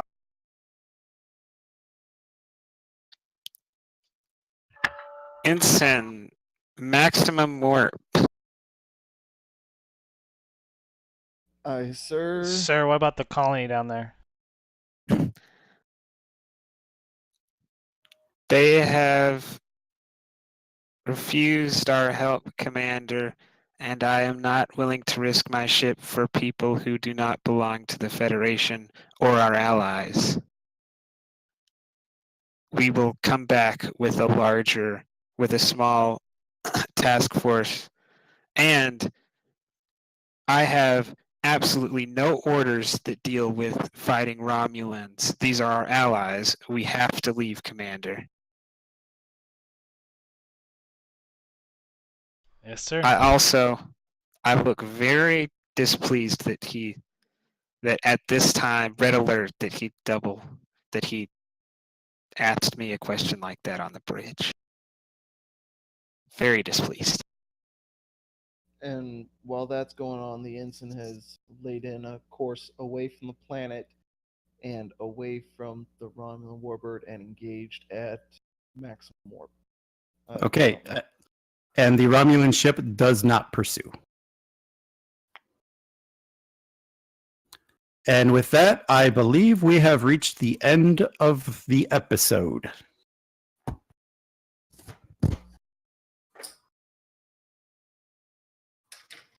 So, what did you guys think? Good. It was good. I enjoyed it.